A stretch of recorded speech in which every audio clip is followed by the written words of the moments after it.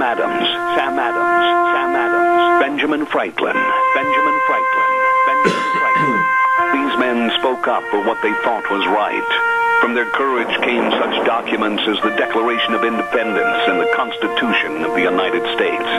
From their willingness to speak what was sometimes unpopular but right, we enjoy such liberties as freedom of speech, the right to keep and bear arms, and freedom of religion. There are those who still wish to oppress our freedoms, and there are still patriots willing to stand up and defend life, liberty, and the pursuit of happiness. Men like Zeb Bell, who honor our founding fathers and what they stood for. It's now time for Zeb at the ranch, speaking up and defending your freedoms. Brought to you by Magic Valley Les Schwab Tire Centers and all of the other great advertisers on the program. And now, Zeb Bell. I think I have a really good idea this morning, and I want to share it with you. Let me run this by you and see what you think. Let's stop sending money to other countries and let them hate us for free. How do you like that? Good morning, everybody. Here comes Kate Smith, and God bless America, followed by a patriot with our Pledge of Allegiance on a Thursday. Good morning, good morning. And a good morning to you and everybody out there this morning. Zeb at the Ranch with our major sponsor, your Magic Valley Les Schwab Tire Centers, all 7 locations serving you, and they've got all the tires for your wintertime driving. And don't forget, too, some of our great advertisers like Burley Physical Therapy and Rehabilitation at 1263 Bennett Avenue, Suite 2 in Burley, helping you get back to being you. Right now, let's go to the phone line and have our Pledge of Allegiance. Good morning. Hey, Zeb. I pledge allegiance to the flag of the United States of America and to the republic for which it stands, one nation, under God, indivisible, with liberty and justice for all. You know, all of a sudden, I realized who's calling, and I think I know why you're calling. Because tonight, your Seahawks are... We're equal on steak dinners, and your Green Bay Packers come to Seattle tonight, so I figured we could put maybe a steak dinner on it again tonight. You know what I was going to do, honestly, Randy? I was going to kind of cut the pain short. I was going to send you a pizza over this morning, all ready to prepay what I probably owe you. I don't know about that. It should be a good game tonight, but I figured I'd call you and have a little fun with you. Hey, God bless you, man. It's going to be a good game, and believe me, I don't have to get up early tomorrow morning, so expect a call tonight if I win. Okay, sounds good. See you later. Thank you. Randy over at Tires West, good guy, Seattle Seahawks fan, and, of course, tonight the Green Bay Packers play the Seahawks. Morning, everybody, and welcome to Zeb at the Ranch. Holy smokes, let's just not, without further ado, go with the weather forecast. And the weather brought to you by K&R, and you'd better get a hold of them today. Holy smokes, they've got everything at K&R Rental, 256 South, 600 west of Hayburn, right there on the Burley Paul Highway, and they've got all the tillers, they've got all the excavators, they've got all the log splitters, everything for you. Don't forget, they're located right there on the Burley Paul Highway, 678-3122. Right now, here's Gina with the weather. Sunshine is expected in the forecast for the next couple of days, but by Saturday we might have a little bit of a hiccup in that. Here's a look at your weather forecast for Zeb at the Ranch. Expecting sunny skies and a high near 50. Ever so slight breeze, winds out of the southwest right around 5 miles an hour tonight. Nice and clear with a low of 22. Tomorrow, mostly sunny skies, high of 52. Winds are going to be picking up out of the west, about 10 miles an hour. Gusts as high as 22 miles an hour. For Friday night, mostly cloudy skies. Winds are going to be picking up even more with a low of 29. By Saturday, we do have a 20% chance of rain or snow showers, mostly in the morning. Partly sunny skies by the afternoon, high of 45. Winds out of the east-northeast at about 10 miles an hour. Gusts as high as 22 miles an hour. Everything calming down for Saturday night. Expecting mostly clear skies with a low of 20. And by Sunday, sunny skies and 46. That's a look at your weather forecast on 7 at the Range. No, thank you, Gina. I appreciate it. And the weather, of course, brought to you by K&R Rental at 256 South, 600 west of Hayburn. And Roger and the crew get there early in the morning at 7 a.m. to serve you at K&R Rental. Or give them a call, 678-3122. Merv May, come on in here. Let's sell some cattle. All right, hey, good set of steer calves there. Here to get all 31, 1.5, 31, 1.5, and 32. Oh, that's the chant of the world's best auctioneer, Merv May, over at the Burley Livestock Sale Yard. And sale time today at 10 a.m. The sale that works for you, the Burley Livestock Sale Yard at 1100 Occidental Avenue in Burley. Number to call for cattle consignments and sale information, 678-9411. Merv May, Cade Rogge, and Lance Udy at the Burley Livestock Sale Yard. Going to be another ripping good sale today. Ward Dairy's bringing in 314 head of Holstein steers weighing 600 to 700 pounds. David Beck over at Golden Valley Beef bringing in 300 beef calves, 500 to 600 pounds. And Shoulder 3 Ranch up at Oakley bringing in 140 head of calves. Josh Olson over to Blackfoot, 80 head of calves. Sherfy Ranch over at Oakley, good folks, 120 head of calves. And Rod Kendall, good old Rod, haven't seen him for a long time over there at Paul, bringing in 65 head of calves. Butcher cows, we've got brackets at Three Creek bringing in 2 semi-loads of butcher cows. And let's see what else have we got here. Aramo Ranch is over at Malda, a semi-load of butcher cows, and P-Bar S Dairy bringing in 30 head of butcher cows. 10 a.m. sale time this morning at the Burley Livestock Sale Yard, and right now, Merv, sell those steers.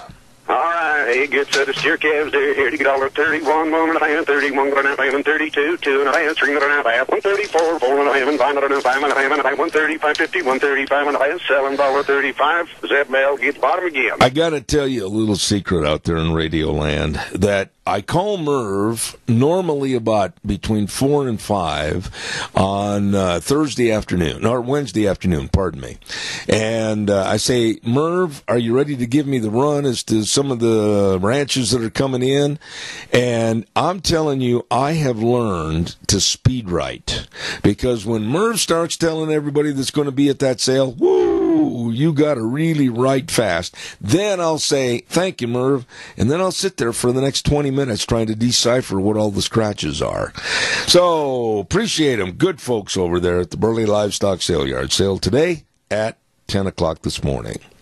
Don't forget our dear friends. Wheels, it's a little fuzzy this morning. Maybe back off just a touch. I just noticed just a little fuzziness. How's it coming down the line to you? I can hear a tiny bit of fuzz, but nothing that would affect the show. Okay, on my headsets, the feed line, maybe you could just alter that just a smidgen, which is a little bit smaller than a skosh, okay? So that's good. All right, appreciate it.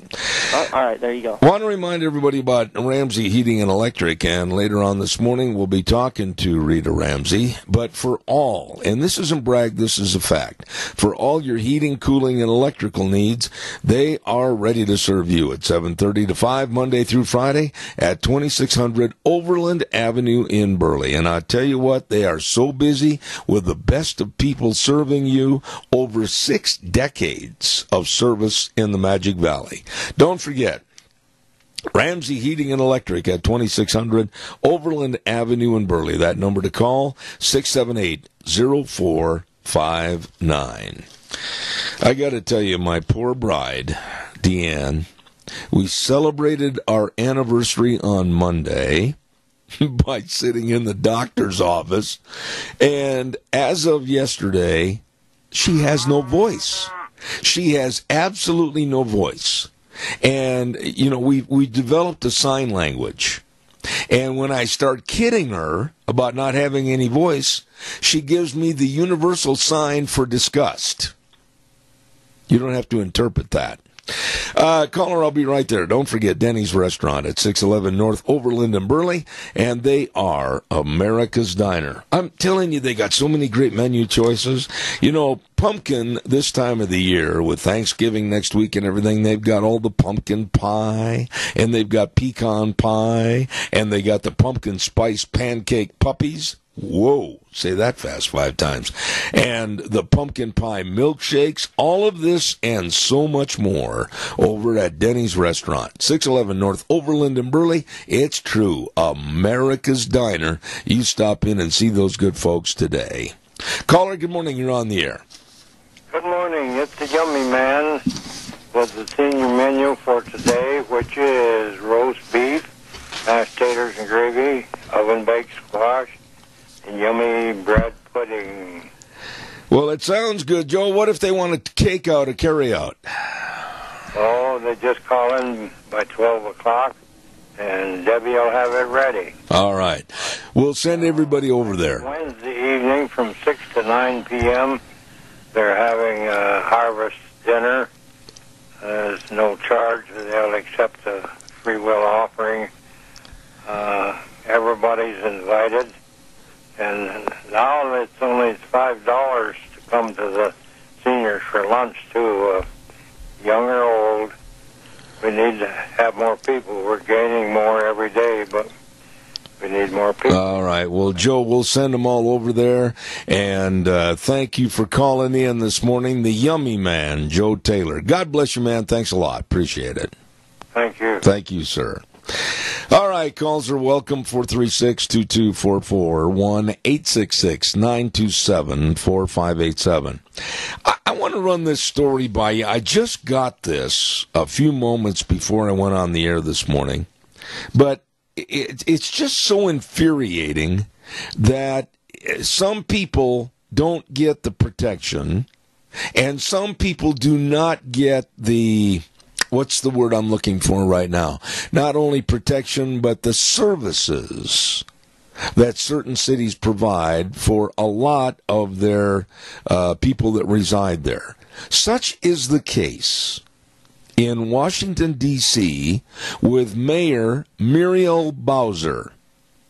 She is a black Democrat, and she has not yet, now listen to this closely, she has not yet responded to the multiple requests for comment about the mob that issued threats and damaged property outside of Tucker Carlson's home on November 7th. She hasn't responded. And they took a picture of her. I have it right here in my hand. And she just is with a very vacant stare on her face, as if she could not care less. Bowser has failed to respond to multiple requests for comment by the Daily Caller News Foundation about the incident, and D.C. police are currently investigating it as a suspected hate crime with anti-political motivations. And her office, that's supposed to serve all of her constituents, all, regardless of color, she will not make a comment. When they went to Tucker Carlson's home, I don't know how much you know about this story, but this mob of absolute idiots, Antifa, they called him all kinds of names as they were shouting at the house. They were evidently aware that he wasn't home. His wife had to go lock herself in the closet. She was afraid it was going to be a home invasion. And after the police finally got rid of everybody, they found that there had been damage, there had been painting on the driveway and the garage, and nobody, none of them, have been arrested. Nobody. Now, I suggest you try this if you want to end up in jail. You get about 10, 12, 20, 30, 40 people, go over to your neighbors and spray paint everything, create havoc, scare the lady in the house into the closet, and not get arrested? The D.C. police absolutely have made no arrests at all in this invasion of private property of Tucker Carlson. This is insane. Caller, good morning. You're on the air. Morning, Zeb. This is a case of racial discrimination. No one is above the law. So when you single out one person that you don't like racially, and you do nothing about the way they've been attacked, time for you to go. What it is, and let's call it like it is, Tony. I mean, this is just absolutely a black and a white, left and right issue. And this mayor, if she were to speak out, she's probably so afraid that she will anger the left, her constituency, and she'll be run out of office. But what fairness is there for Tucker Carlson, whites, Caucasians, and police had no interest in arresting anybody for the damage that was incurred on Tucker Carlson's property? This is insane, and I hope he pursues it, and I hope someone eventually is arrested. Well, I think we might have some racial discrimination against the police force also. Oh, I think so too. Just don't want to respond to a white person's problem. If that's the case, we're living in a society that is never going to heal. We are living in a society that's going to become barbaric. We're going to be living in a society that's total chaos. Most of the police officers I know all across the country, I know a lot of them in California, Wisconsin, Missouri, not only there but elsewhere, Florida. I know a lot of police in Florida, and they are there to serve regardless of the color, regardless of the conditions. And it's an atrocity against Tucker Carlson and others in the D.C. area.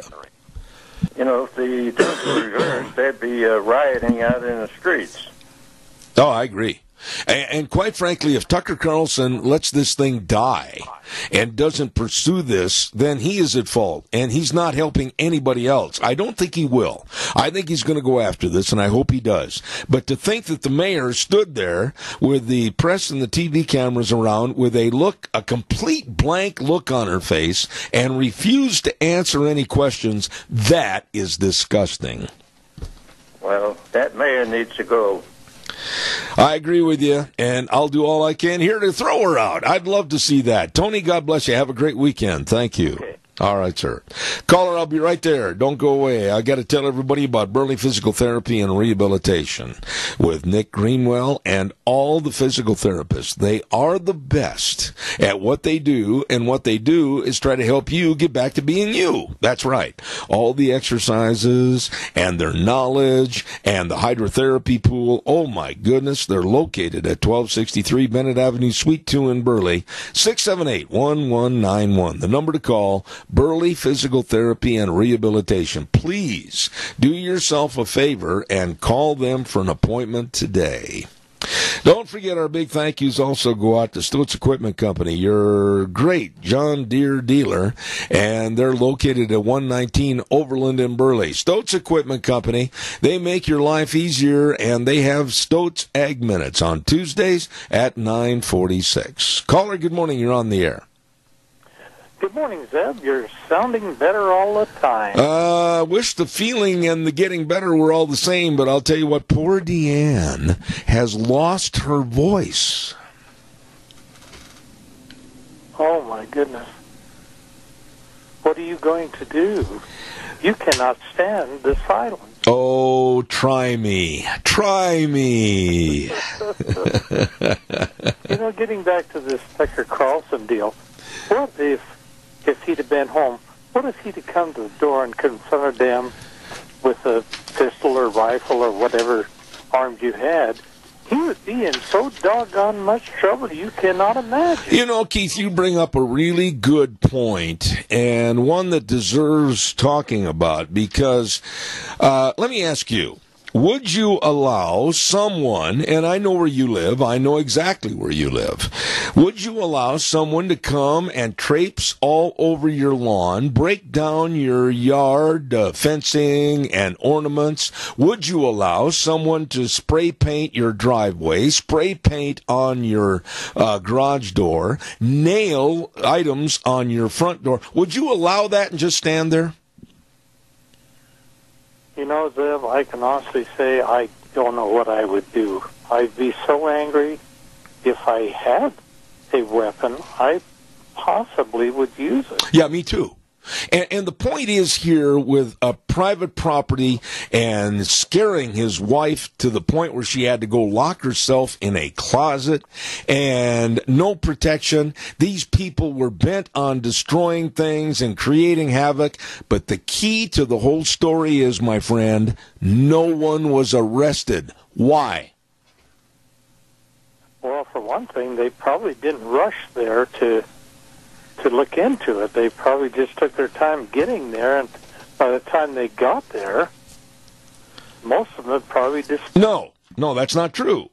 There were 20 people outside Carlson's home, and when the cops got there, they were still there, and not one doggone person was arrested. Explain this to me.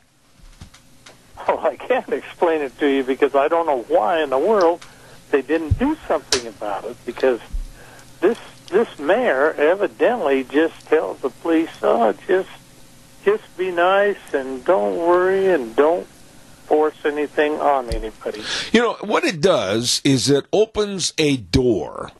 It opens a door for more of this to continue across the United States. You don't like someone, you don't agree with their politics, oh, let's have a home invasion. Oh, let's go over and absolutely destroy their property, and nobody is going to be held accountable. I'm telling you, this is a door opener, Keith, that somebody better do something, because eventually, and you know this is true, and I'm being blunt, somebody's going to die.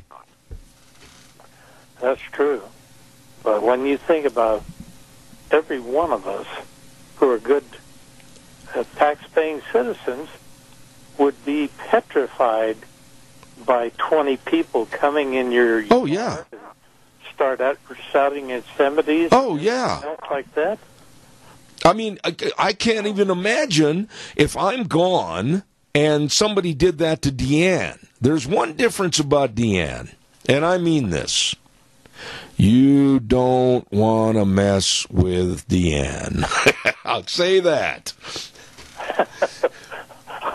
You know, I've never seen anything but the kindest person in the world from her, but I'm not going to test your theory. Well, let me just tell you this about the ocean theory.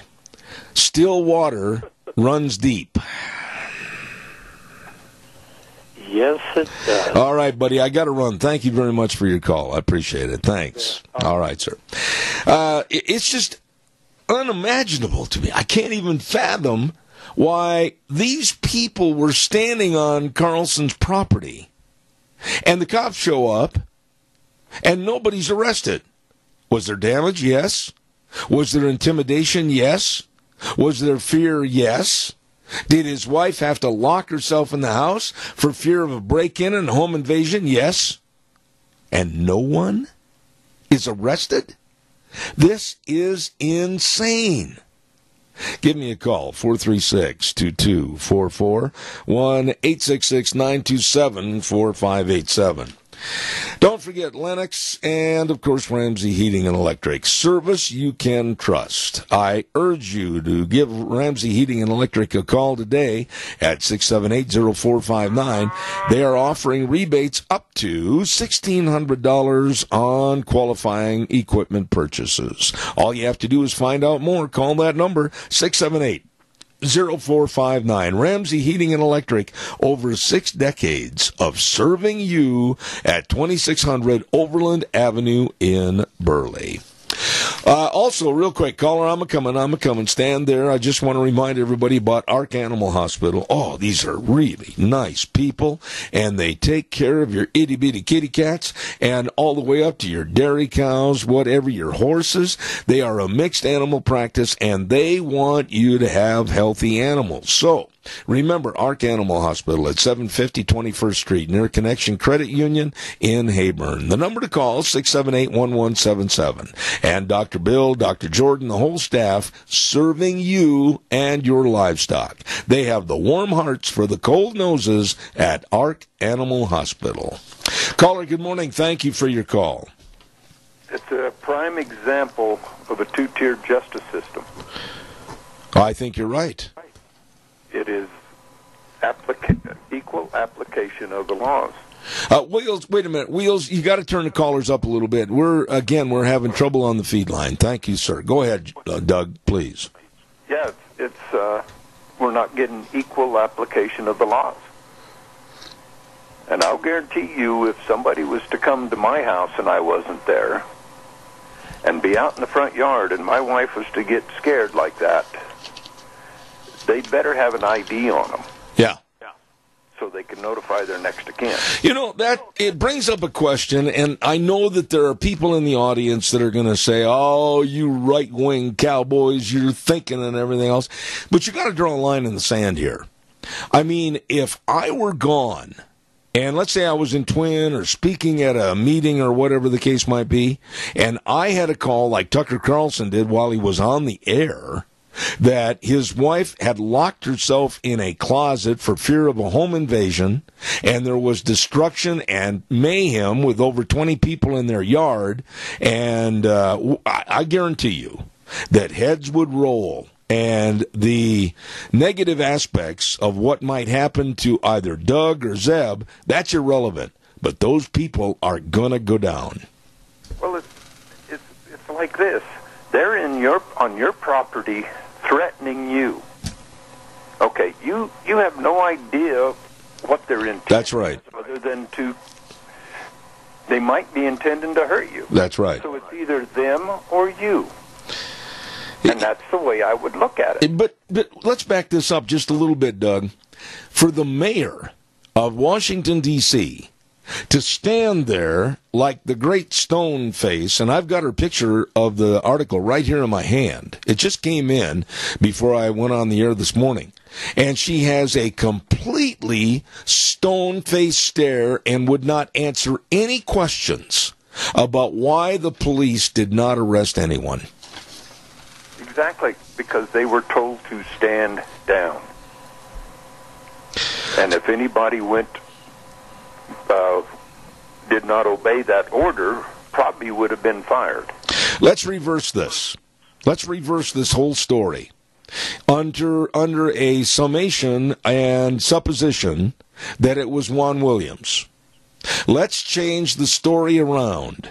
And all of the protesters out in the front yard were white, and all the damage was being done by whites, and Juan Williams' wife was in the house absolutely scared to death while he's on the air. What do you think would have happened with that scenario? The SWAT team would have been brought in, and every one of them had been thrown in the clink and been charged with a hate crime and a race crime. The reason we have race problems in this country today is because of inequity and inaction. This mayor, this woman by the name of Muriel Bowser, absolutely should be condemned and damned for her lack of doing anything in this story. Exactly. And the chief of police needs to be brought up on the carpet and asked how come something didn't happen. And those policemen need to be brought in that were at the scene and told, okay, you want to go down with the uppity-ups, or you want to tell us exactly what happened and what you were told before you responded? Isn't it a sick society that we are approaching more every day, that law enforcement is only going to be used and ordered to serve based on color? Well, based on color and political preference. Yep. That all got started with our infamous Barack Hussein Obama. I agree. But when I read this story and I looked at it, it's a 3-page story that, like I said, just came out. And Bowser, this Democratic mayor, has failed to respond. Here's the wording that they use in the story. Bowser has failed to respond to multiple requests about what happened at Carlson's home. Police are currently investigating it as a suspected hate crime with anti-political motivations, but no arrests were made. Well, the question I would be asking is... Wheels, turn him up quicker so I can hear him, young man. Thank you. The question I'd be asking is, okay, who was at the scene when you guys showed up? And why were they not brought in for questioning and possible arrest? Yeah. Why were they let go? Well, there's the $64,000 question and the inequity of the law enforcement agency in D.C., and it would appear to me that it's just basically a color and political motivation not to serve Carlson's family. Yeah. Well, I got a customer just showed up, so I got to go out and take care of him. But everybody, let's do what we can for our senior centers. Let's support them. Let's donate to them this Thanksgiving and all right. This Christmas. I agree with you. Thank you, Doug. Appreciate it. The Florida recount or count or whatever you want to call it, I guess you could call it a mess and it would be all right, is going into the final stages, as we're told, before the naming of real winners will be distributed. I want to talk about that in just a little bit. And some of the charges that are being made by Democrats. Stay tuned for that.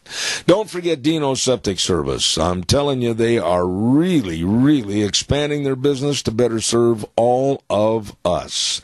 Septic tanks pumped and backhoe services, septic tanks and drain fields installed, septic inspections, liquid waste removal. I'm telling you, they do such a phenomenal job to a job that we don't want to do. Absolutely. Call them today at 436-6526 or in Burley 678-1638. Fast, fair, and very friendly service. Dino Septic Service with the big truck that says smells cargo on the way. Dino's Septic Service, the best.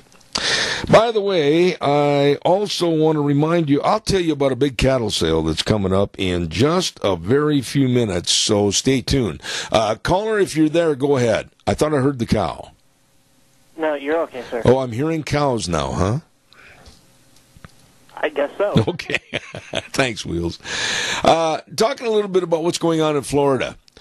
Old greasy face, Bill Nelson, the Democrat, has gone down in total defeat and disgrace. But, along with Chuck Schumer and other Democrats, they are not going to concede.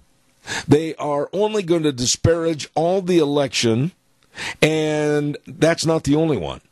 They're disparaging what's happening in Georgia with the black socialist, Stacey Abrams. They're disparaging what happened with the race between DeSantis and Andrew. My goodness sakes, all of a sudden his name left me. Forgive me for that, because I had his name right on the tip of my tongue. But all of these elections are being disparaged by the Democrats as being not valid. So what they're doing is Hillary and others. Now, here's what's going on in the Georgia race. Hillary Clinton spoke up, and she said it doesn't matter if Stacey Abrams is 55,000 votes behind. The Republicans are trying to steal the election. That's Hillary. And in another absolute idiot, Eric Swalwell, Democrat from California. He's the biggest Democratic crybaby you've ever seen in your life. And he's coming out and saying that the elections are invalid and the Democrats, they should be winning all these races and the Republicans are stealing the election. This is insane. And I'd like your feeling about this morning, because right now, no matter what race is even closely contested or not contested, now they're turning it so that the vote count in any state should be reevaluated because a Democrat might have lost. This is absolutely ridiculous. In Florida, now they're finding votes that had the wrong date on them. They had the voting date being November 8th, and it should have been November 6th. They're finding votes that are in broom closets. They're finding votes that are on loading docks. They're finding votes where the signatures don't match up and they're fraudulent votes. But judges have extended the final dates of when the votes will be finalized, and they've extended it again. Why? Why? Calls are welcome, 436-2244, 1-866-927-4587. You ever stop to think that, I don't know what polling place you went to. We went to Murtaugh's, very, very efficiently run by a staff of lady volunteers that really know their stuff. And evidently it was very well managed, and the vote count was perceived, and everything is okay. Did you hear any stories about problems in Burley, or Boise, or Pocatello, or Lewiston?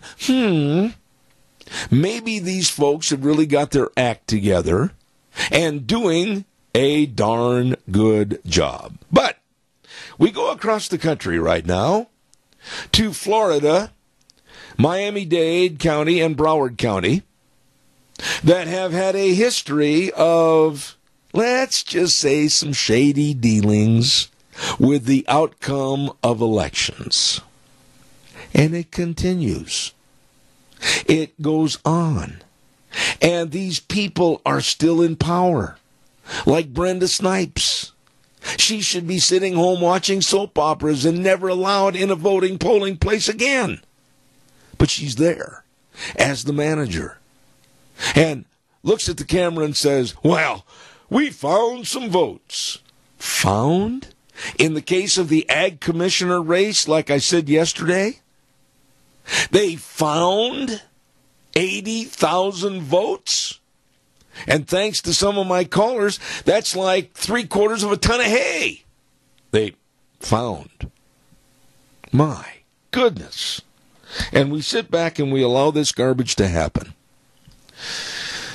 How about Molson Cattle Company? I've got to talk to you about some really good folks in the cattle industry. Molson, Angus, and Hereford Ranch, they're going to have their great big production sale where quality always comes first. It's this weekend at the ranch near Parma, and it's going to be on Sunday starting at high noon with a tri-tip lunch, and then the sale starts at 1 p.m.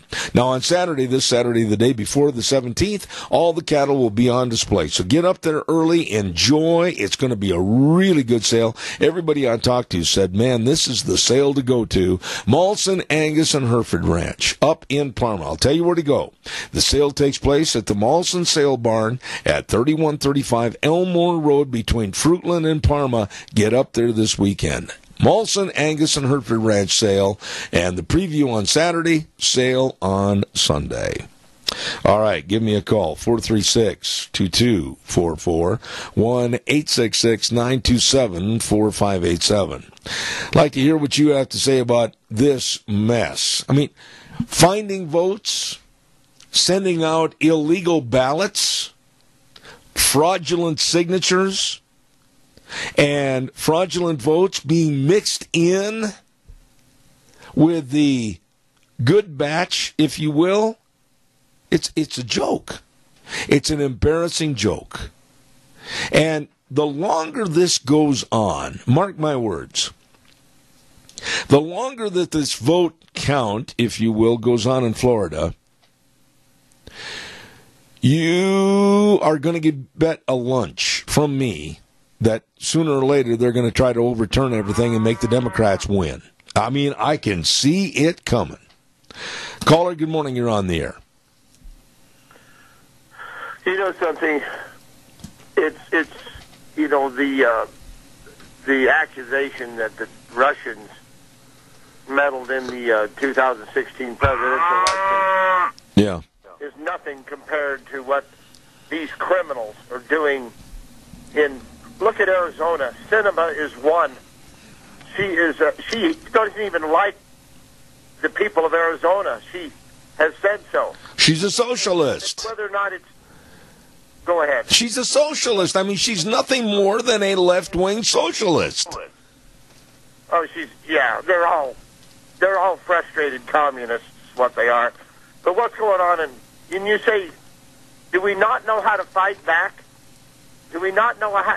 Here they kick us right in the groin, and we turn the other cheek. And you say, you know, if we don't fight back, we will not have anything left. I mean, you know, is there any sanity left in this country? All right, well, let me ask you a question. Let me ask you a question real fast. I've got another caller waiting. Caller, don't go away, and then I've got a weather forecast. But I want to revert back to Tucker Carlson real fast, Randy. Here's a guy, pays his taxes, has a good job with Fox News. He expects that he lives in a good neighborhood, Antifa and the rest of these jerks come over there. They create property damage. They scare his wife half to death, and nothing is done about it. What kind of law enforcement in the greatest country in the world is that? Absolutely nothing. See, Antifa is anti-fascist. Well, fascism is when you are intimidating people through force. These people are fascists, and it's right in front of our eyes, and they say they're anti-fascist. I mean, I'm telling you, Zeb, it's insanity, and if the good, common-sense people of this country don't do something, we will end up with what we get. If Christ isn't going to clean it up. Well, I'm going to say this. No, wait a minute. I'm going to say this, and I want you to respond quickly. I'm going to run late just for a second here. Somebody is going to take protecting their family into their own hand, and necessarily so. And maybe that's going to be the impetus to scare the devil out of these people so that they don't pursue these private property damages and scaring people. In other words, somebody is going to have to get bloody-nosed before these people on the left realize they can't break the law. I know. It's insanity, and the only way they operate is in a mob. You know, you and I are out here doing what we think is right, and we care about what is right because we know that sowing a bad seed reaps a bad harvest, and I won't do it. But I do have to stand my ground for wrong. We have to fight evil, if you want to call it. That's exactly what it is. Call it. I agree with you, and I got to run, Randy. Thank you so much. See ya. Thank you. Caller number 2, here's what I've got to do. Have a little patience with me, please. I've got to get the weather on quick. It'll take 60 seconds. Stand by. Our weather brought to you by Mount Harrison Audiology and Hearing Aids, and they're located right behind the Minidoka Hospital, across from the emergency room. And believe me, they can help you with your hearing health care. 3 doctors, Dr. Hunsaker, Dr. Pickup, Dr. Mitchell, serving you, and like I said, your health care. Give them a call for the best in hearing at Mount Harrison Audiology and Hearing Aids, 312-0957. Here's Gina with the weather. Sunshine is expected in the forecast for the next couple of days, but by Saturday we might have a little bit of a hiccup in that. Here's a look at your weather forecast for Zeb at the Ranch. Expecting sunny skies and a high near 50. Ever so slight breeze, winds out of the southwest right around 5 miles an hour. Tonight, nice and clear with a low of 22. Tomorrow, mostly sunny skies, high of 52. Winds are going to be picking up out of the west, about 10 miles an hour. Gusts as high as 22 miles an hour. For Friday night, mostly cloudy skies. Winds are going to be picking up even more with a low of 29. By Saturday, we do have a 20% chance of rain or snow showers, mostly in the morning. Partly sunny skies by the afternoon, high of 45. Winds out of the east-northeast. at about 10 miles an hour, gusts as high as 22 miles an hour. Everything calming down for Saturday night, expecting mostly clear skies with a low of 20, and by Sunday, sunny skies and 46.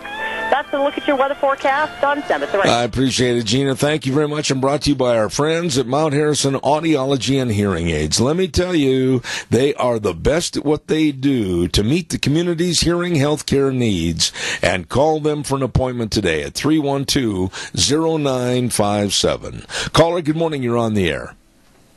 Yeah, Zeb, I've got to say this morning, I absolutely, emphatically disagree with what you said. I do not think she should be sitting at home. I think she should be in jail, behind bars, locked up for the rest of her darn life. Who are you talking about? That woman that found all the votes in Florida. Oh, I agree, but... She's done it twice. She's a complete idiot. It's stupid that she's still in the job. It's stupid she's not in jail for voter fraud. She's aiding and abetting what she's doing. Well, she's aiding and abetting a criminal activity of not putting forth honest and forthright voting conditions. Well, that's what I said, and I do not think she ought to be sitting at home. Well, I can't argue with you. I think she ought to be in jail. I agree with you, Jerry. I'm not arguing with you, and I know you don't disagree. You always come on with kind of an arbitrary statement, but don't say it that way. You agree with me that there has to be prosecution. You agree with me that there has to be people arrested for vandalizing and scaring the daylights out of Tucker Carlson's wife. Don't come on and say you don't agree with anything I said, because that's not the truth. I didn't say anything. I said that woman should be sitting at home. Well, I can't argue with you there. I think she should be prosecuted to the full extent of the law. But that is the problem, Jerry. People today don't even get arrested. I know it's ridiculous. We need to change our laws. We need to change the way we run this country in some ways, and the laxness of letting the liberals get away with everything is just baloney. Well, you're being kind in your assessment as far as your verbiage is concerned, because I don't think I could be that gracious. I still maintain that you've got to start treating these people with an iron fist. I mean that, because it's getting out of hand. And I'll absolutely agree with that. It's definitely out of hand. It's definitely to the point it's ridiculous, and something should be done. And we've just either got to force it or we got to live with it. And I'll tell you what, it's tough living with something that wrong. Absolutely, my friend. Thank you, Jerry. I appreciate your call. Enjoyed the conversation. Thank you. All right, sir. And the Lord bless you and your beautiful bride and your whole audience. No, thank you very much. I appreciate it. Thank you. I didn't get much of a chance to tell you about how sleazy and wussied he's going to be former soon, Senator Jeff Flake of Arizona is. And I just despise this man. And when I say despise, when he comes on television, it's kind of like watching a fishing program and you look inside the bait container and you see all the worms kind of slithering together. That's what I'm reminded of when I see Jeff Flake. And I got to read you a quote that he put out yesterday about CNN's Jim Acosta and his confrontation with the president. Here's the quote. And they were talking to him, they being the interviewer, in a interview he had last couple of days. I believe it was after a speech he had given. And he said, quote, "I've enjoyed, almost every minute of it," referring to being a senator. "The work you do here is more important than ever, and you do it well. Please keep doing it. And lastly, and most sincerely, go get 'em Acosta." In other words, he was cheering on the rudeness and the stupidity of Jim Acosta with CNN, and go get 'em Acosta. You got to admit that Jeff Flake really lives up to his last name, because he is. I want to remind you, too, about all of our Magic Valley, great Magic Valley Les Schwab Tire Centers. Man, they are working so hard to make sure that you can drive carefully and safely, regardless of what's on the road. I mean, whether it's the ice and the snow and the slush or whatever. I mean, my goodness, you can be ready for anything with the tires from your Magic Valley Les Schwab Tire Centers. You be sure and stop in and see them today. They've got all the tires for your car, pickup, SUV, and they've got them in all the sizes, all the tread designs. All you need to do is get in there now. Don't wait till the bad weather hits. And don't forget they've got the best in brake service, front end alignment, shocks and struts, batteries, all of this, but above all, the best in service. Stop in and see Lane and Rupert, Dave on Blue Lakes and Twin, Mike and Buell, Mike and Jerome, the Twist family in Paul, Daniel on Poline in Twin Falls, and Randy on Overland in Burley, your Magic Valley Les Schwab Tire Centers. We are going to I got to rest my voice for a few minutes. Man, I thought it was coming back, but April Fool. We're going to be back in about 7 minutes and have much more with the Chamber Report, Cassia Regional Hospital. We're going to be talking to them live today over there. And then at 9:30, Rita Ramsey. Don't go away. Zeb at the Ranch. I'll be back in about 7 minutes. Oh, yeah, that'll be interesting, I'm sure. Morning, everybody. Zeb at the Ranch on a Thursday with our major sponsor, your Magic Valley Les Schwab Tire Centers. All 7 locations serving you with the best of tires for the wintertime driving needs. Don't forget to stop in and see them today. Along with some of our great advertisers like Burley Physical Therapy and Rehabilitation at 1263 Bennett Avenue, Suite 2 in Burley, helping you get back to being you. Want to remind you about some friends of ours and, of course, Forever Green Lawn and Tree Service. You know, they've got a really good service for you this time of the year if you're dreading on getting up on a step ladder and trying to hang your Christmas lights. Hey, call them and they can schedule an appointment and come out and give you a free quote. Let them do it. They custom design fitting light strands with 9 different color options. Call them today. Forever Green Lawn and Tree Service at 423-6454. That number again, Forever Green Lawn and Tree, 423-6454. You give them a call today. Want to also remind you quickly about Ramsey Heating and Electric and Lennox. Of course, Ramsey Heating and Electric wants to keep you comfortable this winter, and they're offering up to $1,600 in rebates on qualifying Lennox equipment purchases. Don't forget, call them, find out more, 678-0459. Ramsey Heating and Electric at 2600 Overland Avenue in Burley, with over 6 decades of service to you.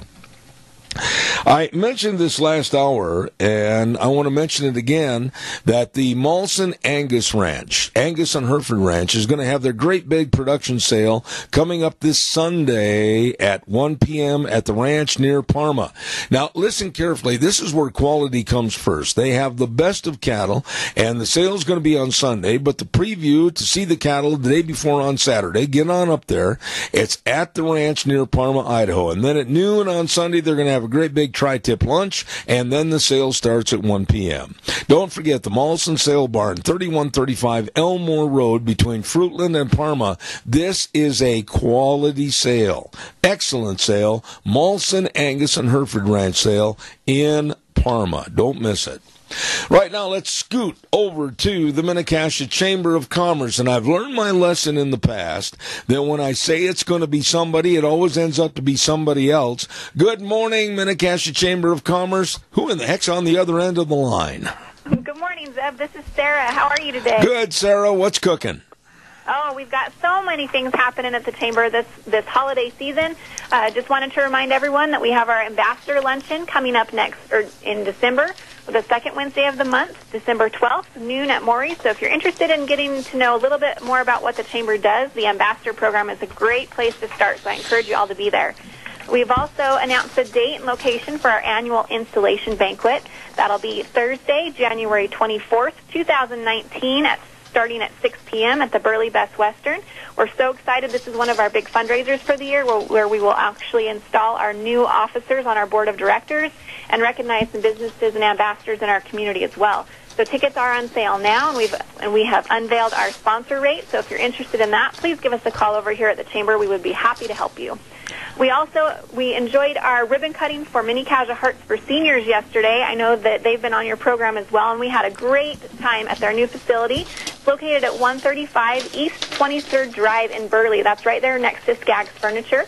But again, we had their ribbon cutting. It was so great to see everyone there, and the ladies over there at Hearts for Seniors are amazing. And speaking of ribbon cutting, we're going to have another one today. Everyone's trying to get them in before it gets too awfully cold outside. We'll be at E Street Deli on the square in Rupert, 542 E Street. Today they're going to have their grand opening from 3 to 5 p.m. We're going to cut the ribbon right there at 4:30. So if you'd like to be in the picture for that, go ahead and be there right about 4:30. They're going to be doing tons of giveaways. We're going to have our prize wheel over there. They're going to have 50% off and gift baskets and all sorts of stuff. So if you haven't made it over to E Street Deli yet, I recommend that you do that. It's a great time. Ryan over there just does a wonderful, wonderful job. CSI still has some Excel training programs coming up. If you're interested in that, you can check out our calendar for the dates and times and locations. They're also doing a e-waste recycling of old computers. They're doing that until November 20th. So if you have an old computer that you don't want to just throw away, you want to actually recycle it, it's a great chance to give these students a way to break down the computers, and they'll wipe your hard drive so you don't have to worry about your information. You can donate those to the Burley CSI campus by November 20th, so they'd love to have that for you. There's lots of things to donate to in this time of year in our area, and Idaho Water Sports is teaming up with Jack and Mary Zarbinski to collect lightly used clothing to distribute to the Hope House Orphanage and local needy families. Clothing in all sizes is needed, and they're also looking for toothbrushes, shampoo, conditioner, soaps, and games and puzzles and all of that as well. You can drop those items off to Idaho Water Sports here in Burley or their Nampa location, or you can drop it right here to the Chamber, and we can make sure that it gets where it's going. The Kaja Festival of Trees kicked off with their gala yesterday, and the Minidoka Caring and Sharing Festival is coming up the week after Thanksgiving. So if you need any more information about those, you can visit our website at www.minikajachamber.com and our events calendar, and we can get you all of the information that you need. Idaho Water Sports is also going to be having a benefit for the Pomerelle Ski Patrol on December 1st. That'll be a movie night held at Idaho Water Sports. We'll get some more information on that as it gets a little closer. And a little bit further down the line, we're going to be doing our December luncheon for our members. We'll be right here at the Chamber of Commerce. We're going to call it Mingle All the Way, and it's going to be a light luncheon. We're going to have appetizers and a hot chocolate bar. So just make sure that you save the date, December 13th from 11 a.m. to 1 p.m. right here at the Chamber. We still have Chamber cash for sale. Yeah. We got a new order of beautiful Destination Idaho cutting boards in our visitor center. So if you need any gift ideas for some local products, come on in and see us. We've got tons going on, and the holidays are almost upon us, Zeb, so we're super excited that everyone is here and they're so involved in the community, and we cannot wait to kick off this holiday season. And I think that's all I have for you today. Are you kidding? You're done already? I know, right? That was a big one. You know, would you do me a favor after the program's over at 11 o'clock? If you have an opportunity, could you give me a call? I've got a question for you. I would appreciate that. Are you there? Absolutely. Yes, I can do that. Now, I can't let you go with a minute left on the program and without hearing the world-famous Sarah's Groaners. All right, I've got a Thanksgiving one. Are you ready for it? Let me hold on to the chair. Okay. Okay. All right. What did the mother turkey say to her disobedient children? What did the mother turkey say to her disobedient children? Mm-hmm. Okay, I'm ready for it. Give me the groaner. She said, if your father could see you now, he'd turn over in his gravy. Ay, ay, ay, ay, ay, ay, ay. My grandmother used to say, Sarah, you did it again. God bless you, and thank you so much at the Minicash Chamber of Commerce. Thanks, Deb. Have a great day. God bless. Have a good day. Thank you. He'd turn over in his gravy. Oh, that is a groaner, all right. Thank you, Sarah, at the Minicash Chamber of Commerce office. Don't forget, Minicash Hearts for Seniors, 135 East 23rd Drive in Burley. Holly and the rest of those folks really have hit a home run with this great idea about seniors that want to stay at home They want to stay at home. And they might need just a little help with meal preparation or light housekeeping jobs or maybe running some errands. They want to stay at home, but Minnecasia Hearts for Seniors can help.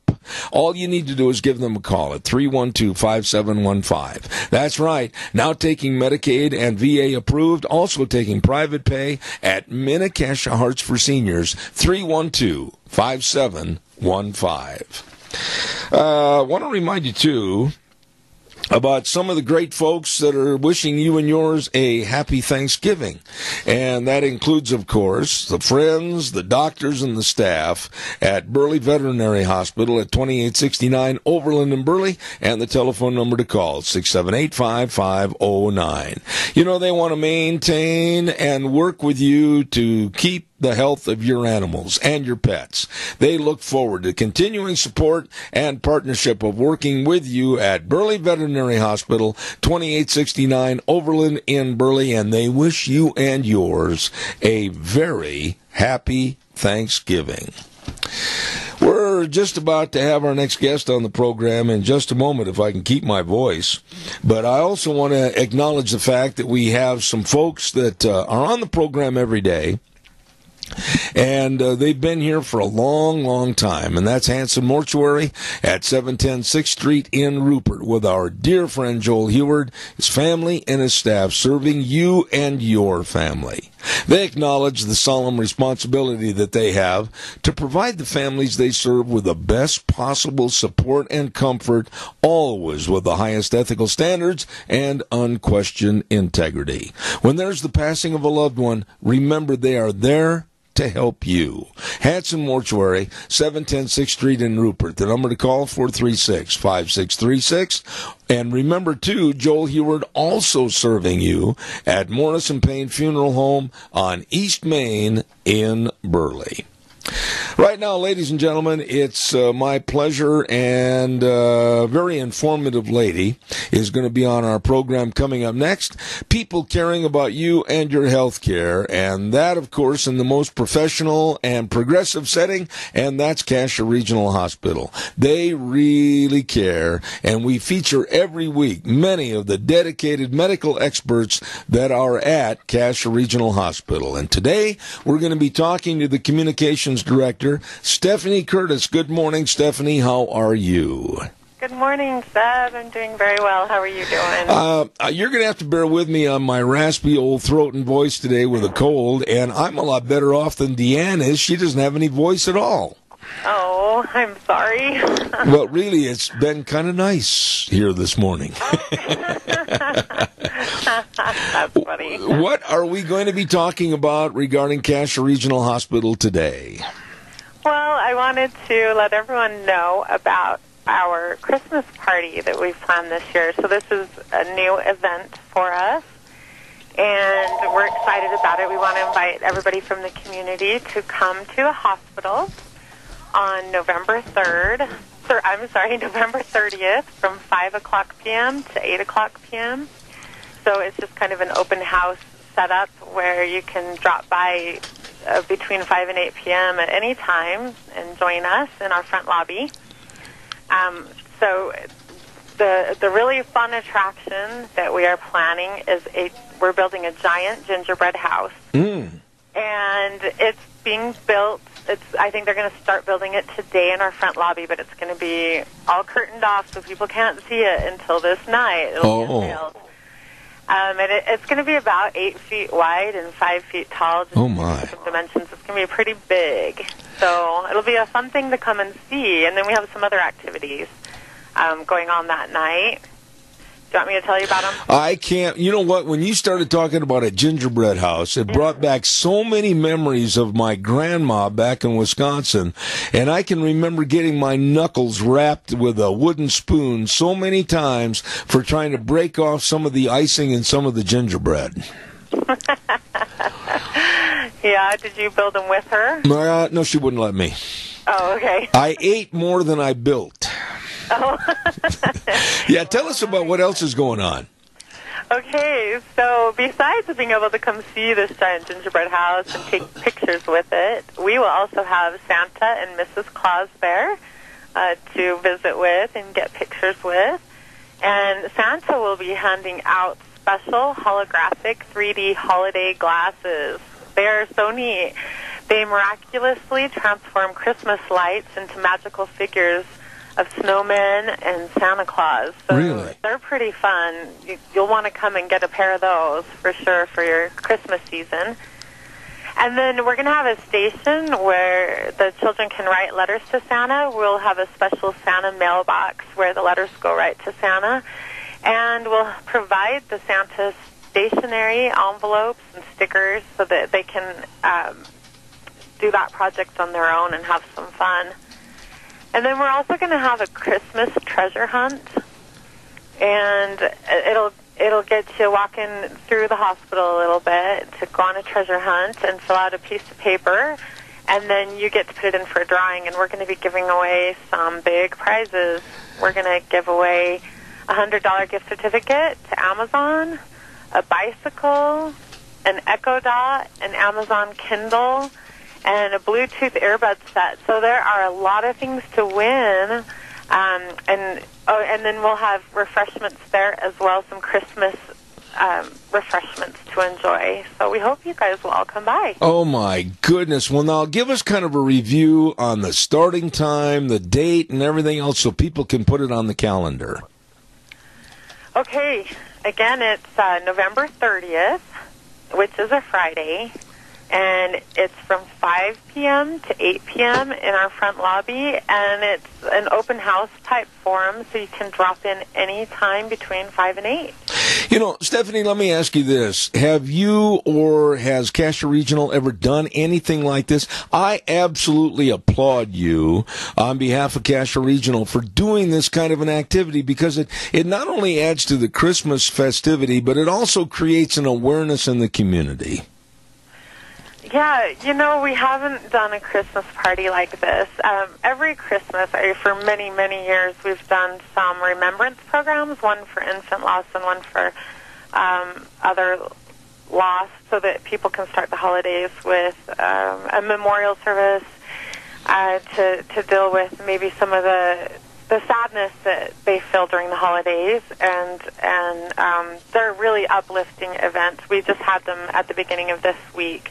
One was Monday night, and one was Tuesday night, and the infant loss one's been done. I think this is their 25th year, and the Lights for Life program, I believe this year was their 21st or 22nd year. So we've done those for years and years and years, and they're really wonderful community events. But this is the first time we have had a Christmas party and are inviting, you know, families to come and enjoy kicking off the holidays with us in a just a fun way.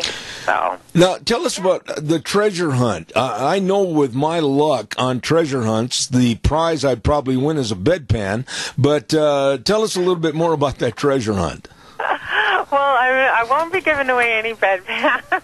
I don't think anyone would come out for that, but yeah, we'll have a little card and let you kind of wander down some of the hallways and look for specific places to stop that will give you what you're looking for to fill out your card, and then you'll put it in for a raffle, and like I said, we have some really big prizes and quite a few of them, so that we'll get multiple winners, and just kind of a fun little thing to do.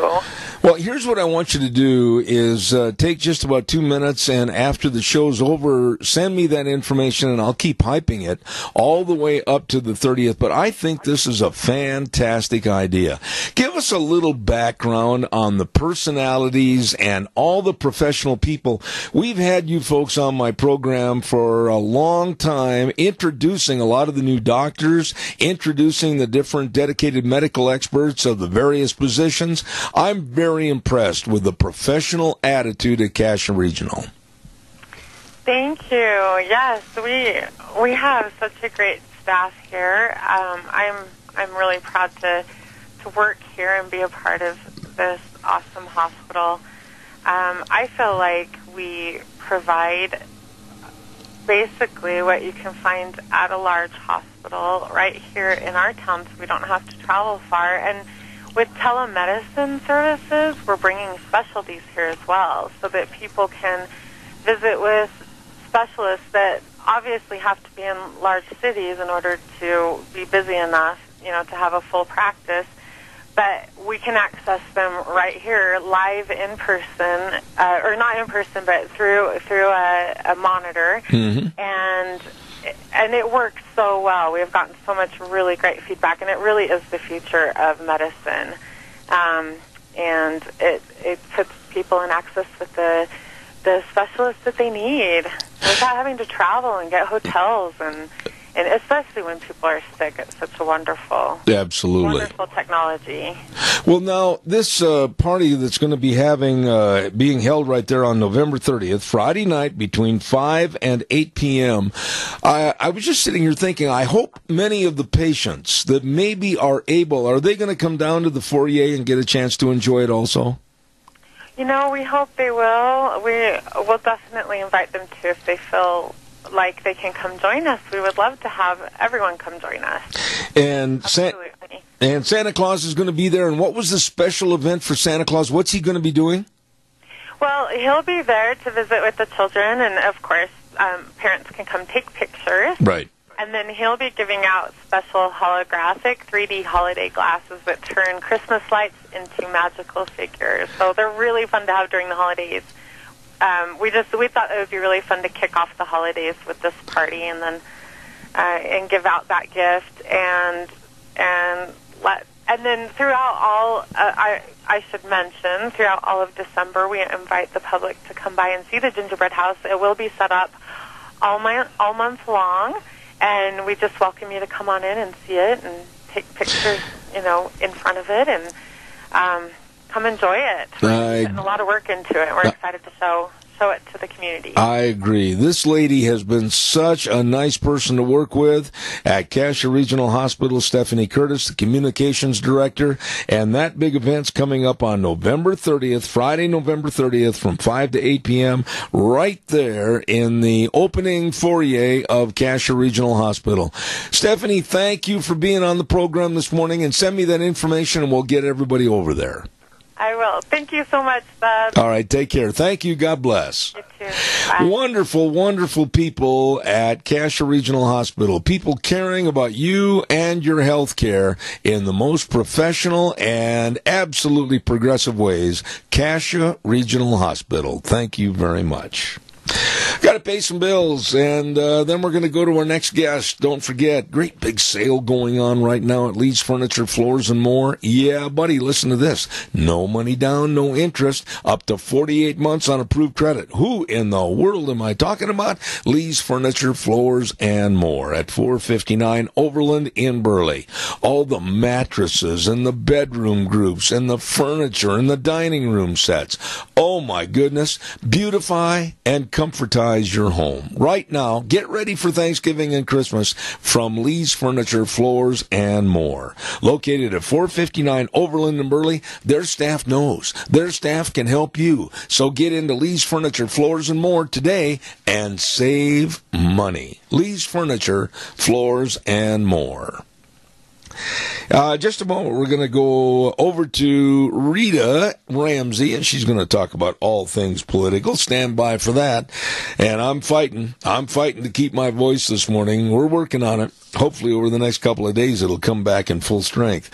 Don't forget, let's ride 270 Highway 24 between Rupert and the World. And I want to urge you to stop over and see these good folks today, because they've got everything for snow fun.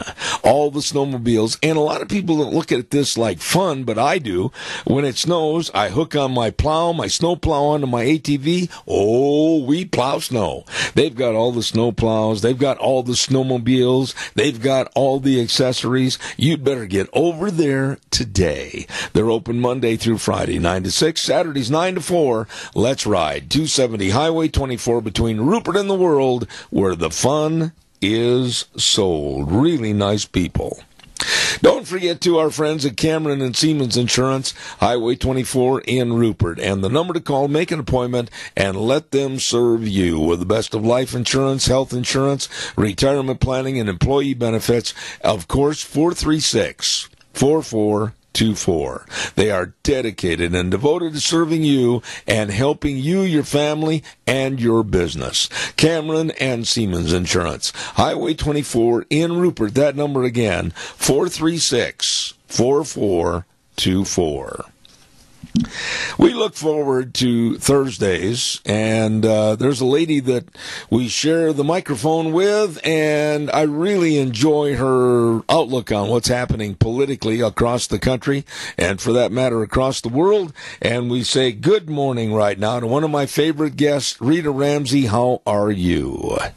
Good morning. I'm real good. I think I'm sharing the cold and scratchy throat that you guys have down there. You know, I didn't mean to share in the wealth, but you sound like I do, and you know what? We still sound better than Deanne. She has no voice whatsoever. Well, a week ago Monday, I came to work and I had no voice. So sometimes it just takes off and leaves, and it's kind of like, I don't know what happened there. You know, was that the same day that Glenn was walking around with a big smile on his face? I'm sure everybody around here was walking around with a big smile. Except they got a little sheepish when the phone rang, because it's kind of like, well, she always answers the phone. We don't want to answer the phone. I love it. Rita, I don't even know where to start on this mess, but I can't wait to hear your comments about Florida, voting, and total ineptitude. Well, all I know is there really ought to be some type of rules, regulations, or cap on how long something like this can go on. That is absolutely ridiculous. As you remember, back when I think it was Al Franken was being elected as a senator, and that Coleman fellow was running against him. Mm-hmm. And all of a sudden, after everything was all counted and just about to say this is how it's going to be, they find a bunch of votes. Oh, my goodness, there's a whole bunch in the trunk of this car. And da-da-da-da-da. And they start finding a bunch of them. And it's just amazing how almost all of the votes were for Al Franken. Rita, did you listen yesterday? And some of my callers in the first hour, they were really helpful because we got to talking about the ballots and how the ballots that they're trying to recount, if they are basically the same kind of a cardboardish ballot that we used here in the Murtaugh area, and I'm sure they used elsewhere. But to use those ballots and lose 80,000 of them is like losing over 3/4 of a ton of hay. How do you go about losing all those ballots and then say, oops? Well, that's just it. You and I both know that those ballots were tampered with before the elections even happened. They were put in a thing for safekeeping, so we've got them as backup if we need them. And I'll bet you that if you were able to go through and cross-reference who actually did the ballot and who they were assigned to and everything, they either were not qualified to vote, or they were voting twice or several times, or they were people who have passed on who don't even exist anymore. And that's the part that's really sad, is they need to be able to go back and do all of that. However, we're looking at a time element.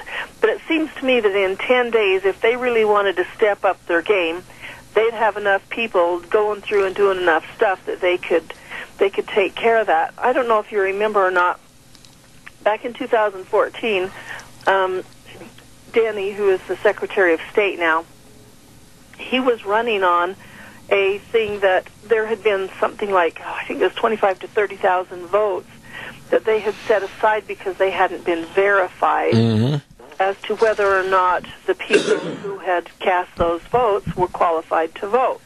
Like, there seemed to be a question about them. Well, instead of going through and verifying all of them, they just dumped them in. And he would, his big thing was saying, hey, you know what? That's not the way this election goes. Election goes is that you go through and you verify all of them, and you have to do that. But to have a bunch of them that say, oh, well, we just won't verify them, and you just dump them in there, that's totally wrong. And this is what's happening down in Florida, right, and probably over in Atlanta, and the same thing in Arizona as they went through all of that. It's just crazy. When I go to vote, the lady who is at the very front of the hall with her scanning material to make sure that I produce the ID that I need to, I've known that lady for probably 35 years at least. Mm-hmm.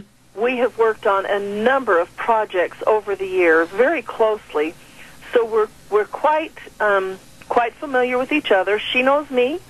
She knows that I'm qualified to vote. She knows everything about me, but she still asks to see my driver's license. Yes. And confirms Rita Ramsey is here, and I have verified that she is who she says she is.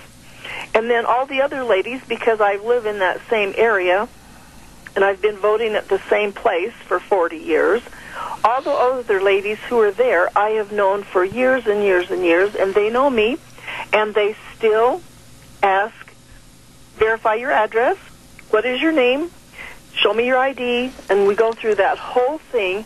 And, in the process, I'm kind of thinking, this is kind of crazy because all these ladies know me.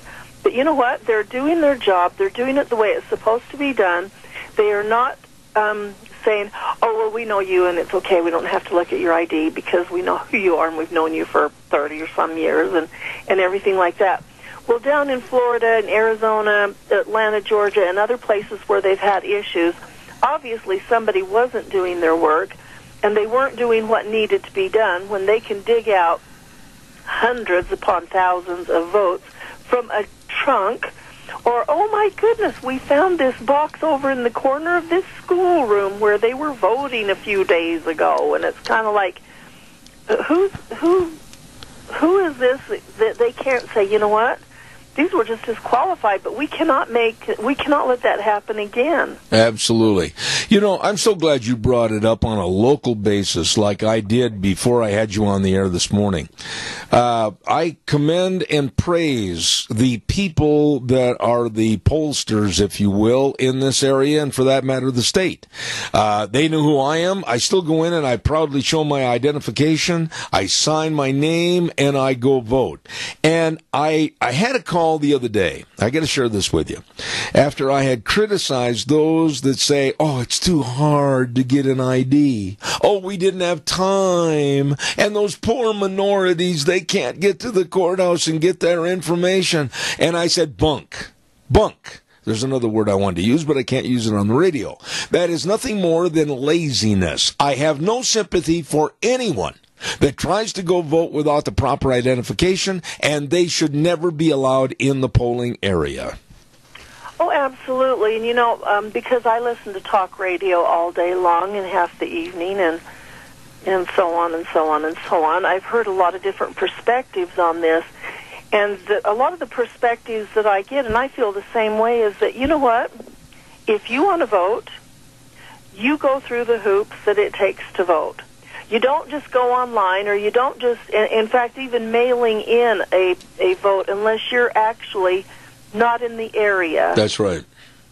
Like maybe the people in the military or people who are, around the world at the particular time and they cast their ballots. But you can still go into the courthouse and vote early or whatever if you're here. But it's just ridiculous that people don't take it seriously enough. You and I both know that people who want to get any kind of government benefits, if they want various other things, not just government benefits, they have to produce their driver's license. I have to produce it if I want to cash a check someplace. They have to say, hey, show me who you are. I can't get on an airplane without that government-issued ID. Absolutely. I can't go on a lot of things. I mean, that's just the rules. So why should it be any different to vote?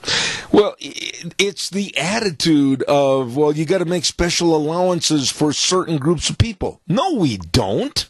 Every American, and I underline the word American, should be proud to prove who they are when they go to the polls to vote for the candidate of their choice or for the proposition yes or no that they agree with. I am sick and tired of hearing, oh, well, they didn't have the same opportunities. Oh, you're trying to suppress the vote. No, it's just because you're too doggone lazy and or stupid and you can't get the identification.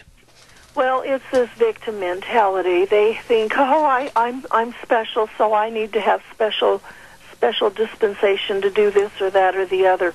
That's the big problem with our country and the world nowadays, is that we have to make so many allowances for everything instead of using common sense, helping those who really need help, because there are some circumstances. But by darn, we need to just quit bowing over and creating another reason to give special treatment to one thing or the other, one group, one person, or whatever it is. It just needs to be, you know what? Maybe we need to be all on the same playing field, just equal. You know, there's something that is being done, though, and I want you to comment on this, and I think you'll agree with me that it's a ripple right now, but it's going to grow into a great big wave.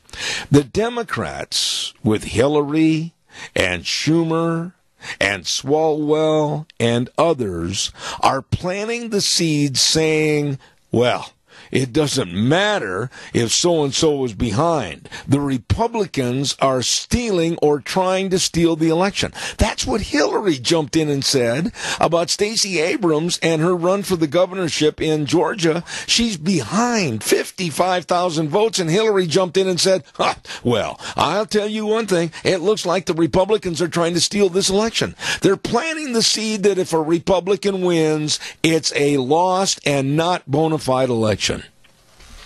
Well, that's their talking points, and if they can get that across and get that on a headline article, everybody will believe it. It's quite interesting. I've said this before. I think I've expressed it on, when I was talking to you, that we have a bunch of people in the government, Congress, Senate, whatever, maybe even some statewide ones. I don't know. I haven't noticed it here statewide, but I have noticed it nationwide in a lot of them, who those people, and I'm talking about the Democrats now, will make accusations. The Republicans did, and they have a whole list of things, and it's kind of like, okay, so there's their accusation. But what they're really saying is, we're doing that, and we hope we don't get caught, so we'll just say the Republicans are doing it, and we'll send them off on a different tangent, and maybe they won't ever get back to find out that it was really us that was doing that. Well, look at what they're doing in Florida by extending the dates of the finalization of the vote count. They're finding votes that are invalid. They're finding votes that had the wrong election day voting date on them, and they had November 8th instead of November 6th. They're finding lost and fraudulent votes that the signatures didn't match, and we're supposed to buy this garbage. Like in the case of Bill Nelson that wants to take over the senator's seat, he's sitting there, old greasy face, along with Chuck Schumer, and says, the Republicans are trying to steal the election. Yeah, that's just the part that's really sad about it. Every one of those votes, if they're irregular, should be disqualified. Disqualified. Sorry, it's out the window. You can't, we can't use it. It just doesn't meet all of the qualifications of counting it. And if it was caused, if some of those things were caused by individuals who were helping with the elections, or the individual themselves who was voting, then, there needs to be a few changes made. But good grief, when they will say you're doing this or you're doing that, and we need to do this and that and the other, you can darn sure bet there's the same thing happened, and it was the Republicans that were saying, hey, we want to recount because we don't think that everything's been done here in the proper way, and we're suspecting some tampering with the votes and so on. They'd tell us to sit down and shut up, and we would. I'm just really concerned that this is going to be the modus operandi of the Democrats leading up to 2020. They're going to try to create a house of cards that any vote needs to be double scrutinized by Democrats and liberals, because they're going to plant the seed that no matter what happens in 2020, the Republicans or the independents are going to try to steal the election away from them. Well, they will, and if we just keep up with this, that's exactly what's going to happen. Yep. We won't need to worry about voting again, because we won't be able to ever win in an election. The Democrats will be the ones who do, and we'll go over to a socialist agenda, and then socialism leads to you know what next. So it's really sad that the Republicans don't stand up and say, we're not going to do this anymore. We're getting past this. I was excuse me, really excited to know that Governor Scott filed a lawsuit and said, wait a minute, we are not doing this, and he's right in the place where he can do it. He's the acting governor right now. Yep. And he is the one who has the pen, who can sign the thing saying, this is not going to continue. That the lady in Florida, that Sipes or whatever. Brenda Snipes, yeah. Snipes yeah. or whatever. This is just something that happens all the time with her. And well, they need to, well, she's an elected official. They need to test some kind of charges against her, saying, you know what, we're just not going to let you run anymore because you've had this. So you people who are electing her, find somebody else that's going to be a little more thorough. I would say this, and I believe that her position is an appointed position, not an elected position, and she was appointed by, at that time, Governor Jeb Bush. But I'm going to say this. A caller called into the program, I think it was yesterday, and brought this up, and I think it's a good idea. We only have a certain amount of time during the voting day from normally 8 a.m. until 8 p.m. when the polls close to cast our vote for the candidate of our choice. Well, then, there in turn, the caller said, why not have a very limited, defined, and refined time of counting the votes, and anything after that is not usable, not going to be counting for the election. In other words, make it more precise and concise, not only on the voting, but also the counting. Oh, absolutely. Do you think that it would fare well for me if I decided not to go on voting day and I showed up at the polls the next day and said, hey, I didn't make it here today. I need to vote. You're taking my vote away from me. This is voter suppression.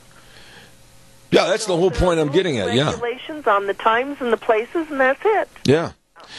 This mess with Brenda Snipes and many others across the board, whether it's Arizona, whether it's Georgia, whatever, it's got to stop. And you've got to put some parameters and some real good guidelines of threat of going to jail or contempt or whatever it might be. But we can't allow this anymore. Well, we can't, and because we do, it's just like a teenage kid. I've mentioned this before, where you just keep letting them get away with it and get away with it and get away with it, and pretty soon they're out of control. Somewhere along the line, early on, you need to say, this is the fence, you don't cross the fence, or there are consequences, and the consequences are this, this, and this, the end. Instead of just keep saying, oh, okay, well, we'll give you 10 more days to get those counted, and whoever you do. And meanwhile, you've got people in back rooms sitting there filling out voting ballots so that they can and add to them. And oh my goodness, we just found several hundred more. In other words, we've had people doing them, and they've made up several hundred more here, and we can just keep doing this. And because we're up against the wall, we're not going to check and make sure that those people who supposedly voted are qualified. I've got to do a weather forecast. I'll be right back. The weather brought to you by Phillips Oaks, Goodwin, Crane and Company, providing accounting services to the Mini-Cassia area for well over 50 years. It's getting real close to the end of the year, and you better make sure your tax records for your business are all ready to go. And you better make sure that if you run a business, do you know about the new Section 199A business deduction that will affect your company? Find out more. Find out all the answers to your questions at Phillips Oaks, Goodwin, Crane and Company, with offices in Burley and Rupert. Right now, here's Gina with the weather. Sunshine is expected in the forecast for the next couple of days, but by Saturday we might have a little bit of a hiccup in that. Here's a look at your weather forecast for Zeb at the Ranch. Expecting sunny skies and a high near 50. Ever so slight breeze, winds out of the southwest right around 5 miles an hour tonight. Nice and clear with a low of 22. Tomorrow, mostly sunny skies, high of 52. Winds are going to be picking up out of the west, about 10 miles an hour. Gusts as high as 22 miles an hour. For Friday night, mostly cloudy skies. Winds are going to be picking up even more with a low of 29. By Saturday, we do have a 20% chance of rain or snow showers, mostly in the morning. Partly sunny skies by the afternoon, high of 45. Winds out of the east-northeast at about 10 miles an hour, gusts as high as 22 miles an hour. Everything calming down for Saturday night, expecting mostly clear skies with a low of 20. And by Sunday, sunny skies and 46. That's a look at your weather forecast on Zeb at the Ranch. Thank you, Gina, and brought to everybody by Phillips Oaks, Goodwin, Crane, and Company. These are really the professionals you need to work with for you, your family, and your business. As I said, providing accounting services to the Mini-Cash area for well over 50 years. Rita, I've got about 5 or 6 more stories I wanted to get into, but I'm out of time.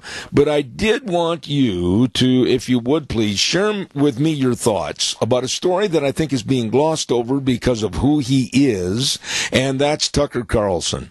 He had a real scare on November 7th to where Antifa people, 20 of them, went onto his property. They damaged his property, scared his wife to death. She had to lock herself in the house, and nobody was arrested. And the mayor of Washington, D.C., Muriel Bowser, won't even respond to questions about it. What are your thoughts?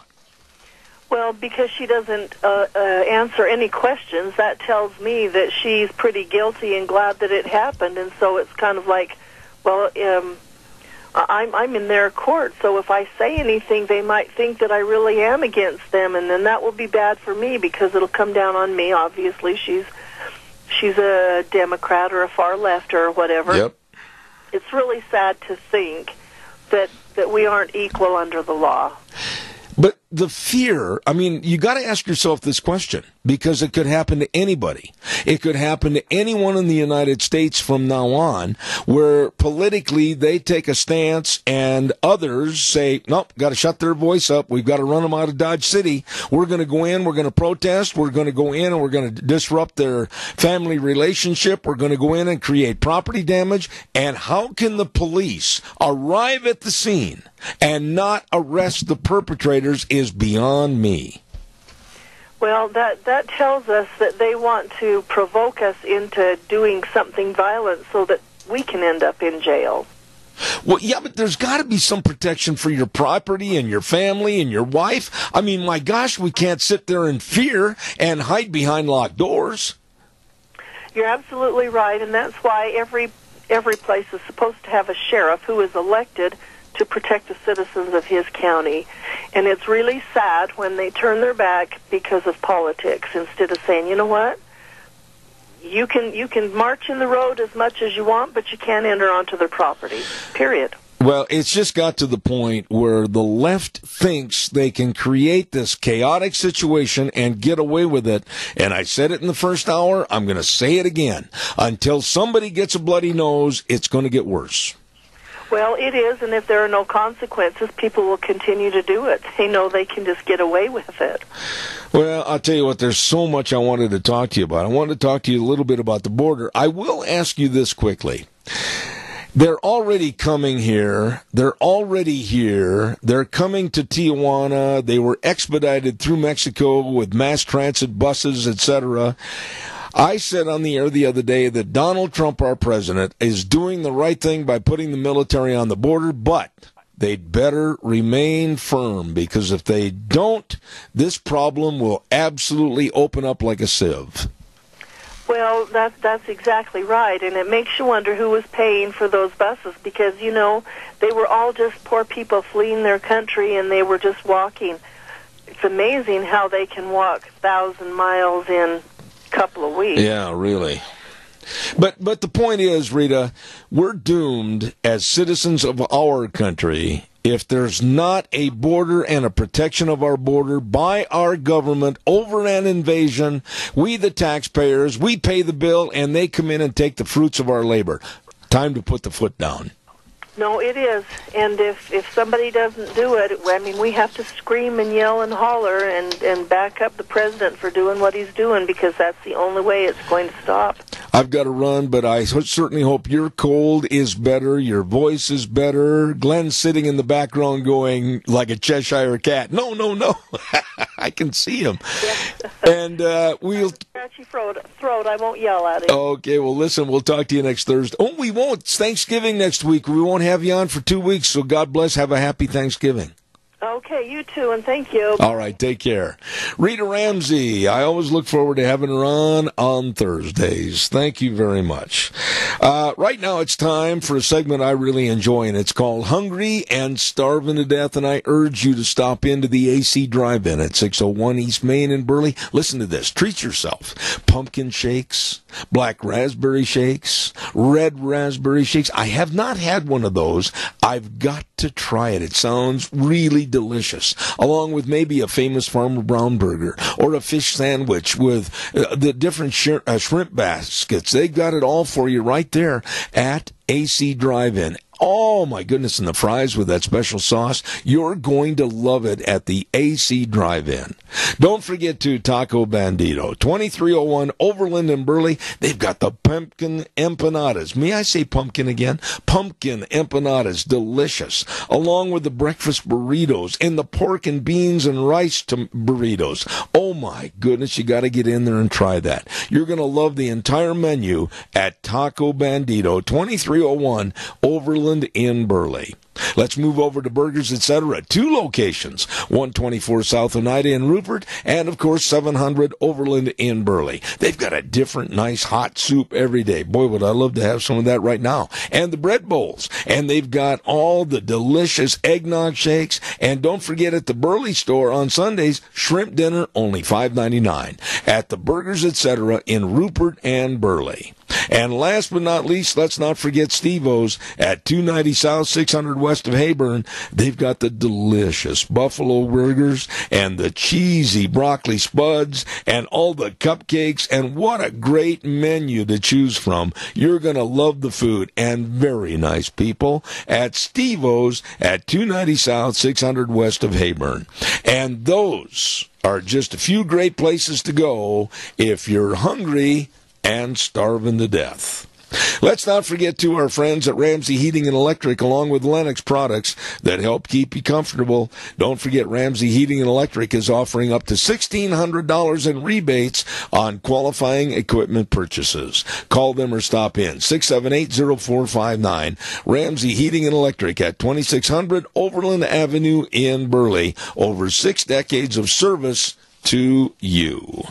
Right now, let's go to the news. From CBS, I'll be back in about 7 minutes.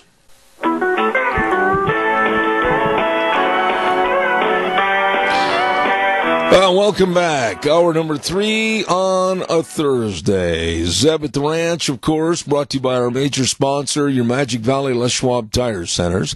All 7 locations serving you with all the tires you need to kind of grip what's on the road and you keep on going. You know, all the slush and the mud and the rain and the snow, everything during the winter months. They've got the best at your Magic Valley Les Schwab Tire Centers. And don't forget to some of our great advertisers like Burley Physical Therapy and Rehabilitation at 1263 Bennett Avenue, Suite 2 in Burley, helping you get back to being you. Some of the great folks that want to wish you and yours a very happy Thanksgiving include Butte Irrigation at 116 South, 600 West of Paul, and at Red Cap Corner on Kimberly Road, your Zomatic dealer. For all your irrigation needs, they will get you wet at Butte Irrigation. Along with Golden Valley Warehouse at 468 West, 1000 South of Burley. Number to call, 678-7324. They thank all of their customers for their business. And don't forget, Golden Valley Warehouse, always selling quality seed to quality people. And Snake River Auto Body and Paint at 404 4th Avenue West in Twin Falls. Ken, Dan, the whole crew. You might get a little ding in your four-wheeled wonder. That's the place to go. They get an estimate and schedule for repair. Snake River Auto Body and Paint in Twin Falls. Don't forget, all of them wishing you and yours a very happy Thanksgiving. Right now, I'm going to tell you that our next segment is brought to you by some really, really good folks. And that's, of course, those at A Child's World at 1308 Overland in Burley. You know, stop in. It's a family store.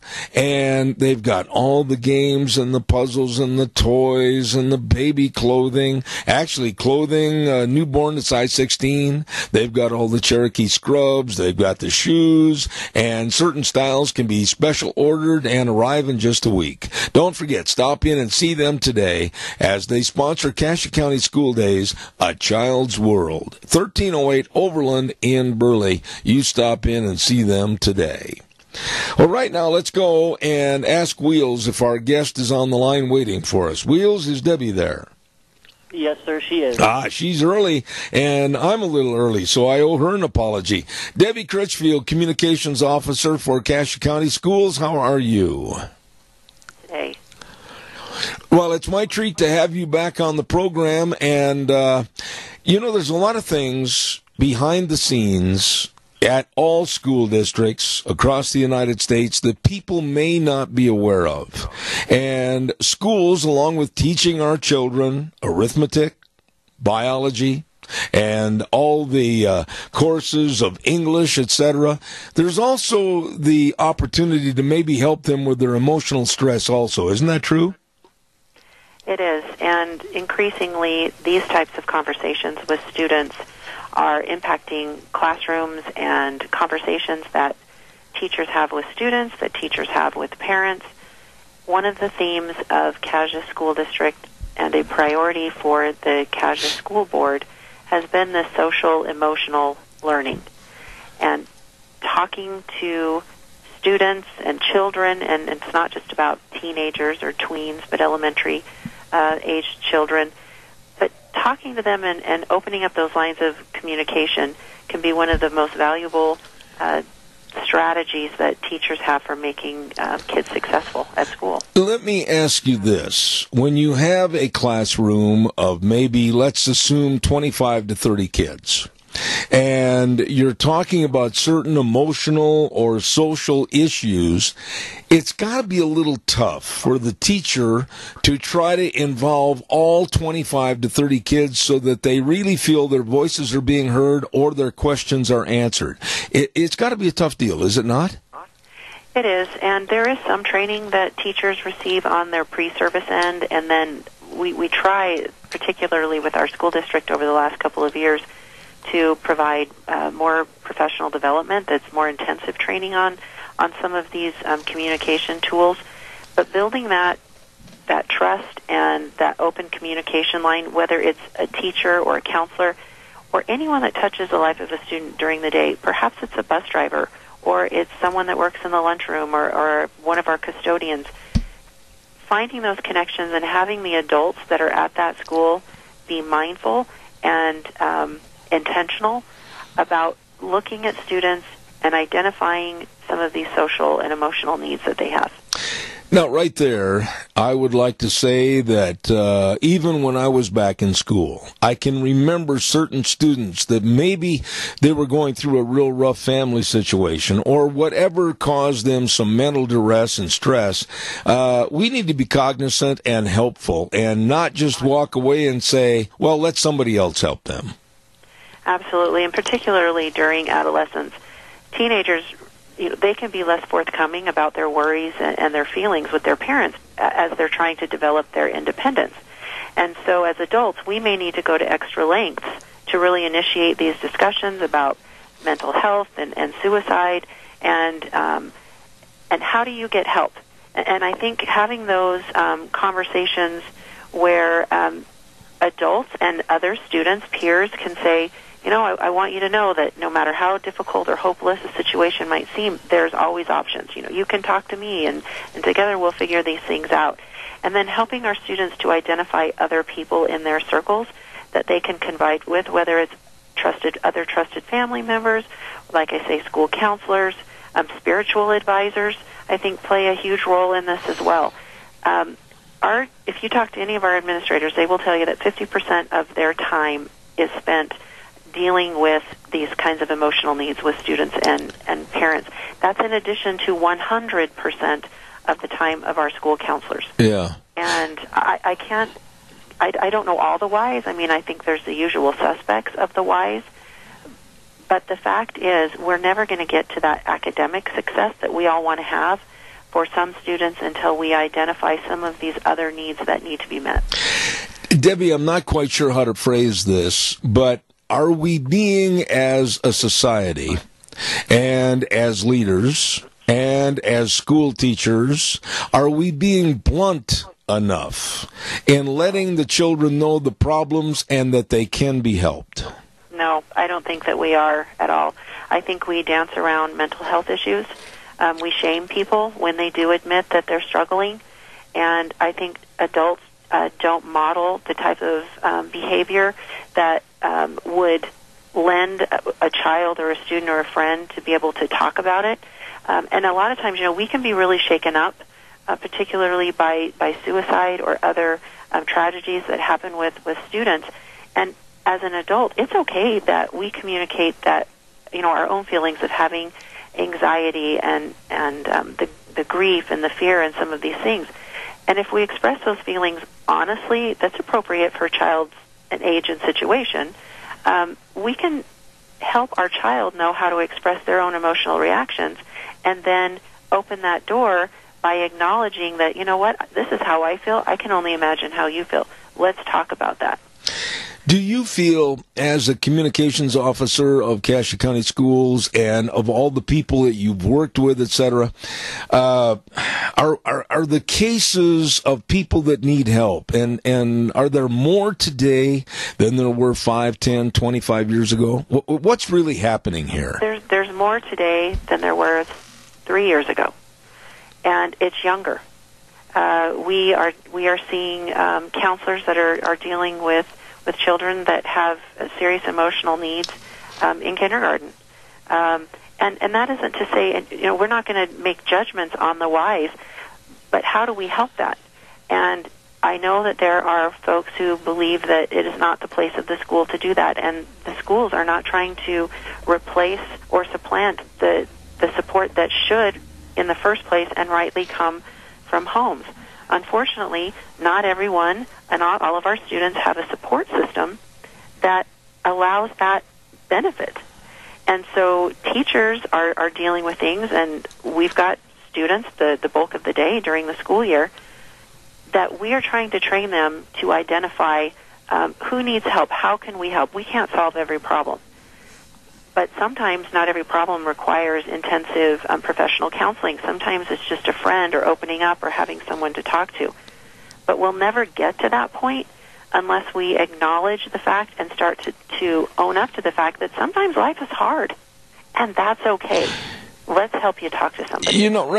Right there, you said something that I absolutely believe, and please bear with me on this. I'm not saying that we're not being hard enough on our kids. I'm not saying that we're not being the parents that we were 30, 40 years ago. But what I am saying is it seems like our society today expects a lot of the life's givings to them instead of having to earn them and work for them. And I honestly believe that maybe we were tougher in years past where we didn't have all of these societal problems because people knew they were self-reliant and had to be self-responsible. And I agree with that, and I also would say that because of that culture of I can solve my problems on my own, that's one of so Idaho is number 5 in the nation for suicides per capita. Wow. And of the 3 reasons identified, that's one of those 3 reasons. And so I think if we break that out and say, yep, life is hard, and we want to teach resiliency and coping skills, those are important life skills that you need to have because, life is hard, and it's okay that it's hard. But the other side of that is if folks get to a point where I can no longer, the strategies and the coping skills that I have, they're not helping me. At that point, that's where we want to say it's okay to talk about it. Hey, this is more than I can do. And how can we then extend some resources, whether it's, to a family, to a student. The other side of this coin is we see students, it seems like it's nearly a daily basis, it's for sure a weekly, that act out aggressively and violently, school shootings and so forth. Yeah. That kid didn't just decide that day.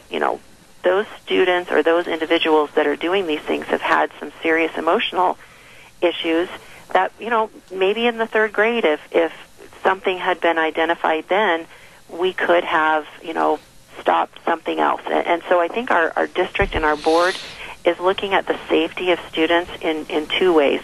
One is on the front end. How do we make them successful, and how do we help them cope and again develop that grit, because that's so important through life. And then on the other side, does that then diminish, we don't want to get in a place where we're putting bars on, our schools aren't prisons. We need to have them be inviting places as well. And so does looking at some of these social emotional needs diminish or reduce some of the safety and security needs that we have on the other end? Let me ask you this, and we're almost out of time, but it's a very interesting and worthwhile subject to be talking about. But really, a lot of the onus of this problem falls on the teachers. And here's a guy or a lady that's a math teacher or a history teacher or a social studies teacher. They've got to be really cognizant today, more so than ever before, about some of the emotional problems of these students. And really, a lot of pressure goes on the teachers. Oh, so much pressure, and they feel that. If I would say 9 out of 10 teachers, if not 10 out of 10 teachers, would tell you that they got into education because they wanted to make a difference in somebody's life. And it's not just about having them have a student be able to memorize math facts. They truly want to make a difference in lives. And as our society changes and just dynamics of families change, there are repercussions to that fall into the schools arena.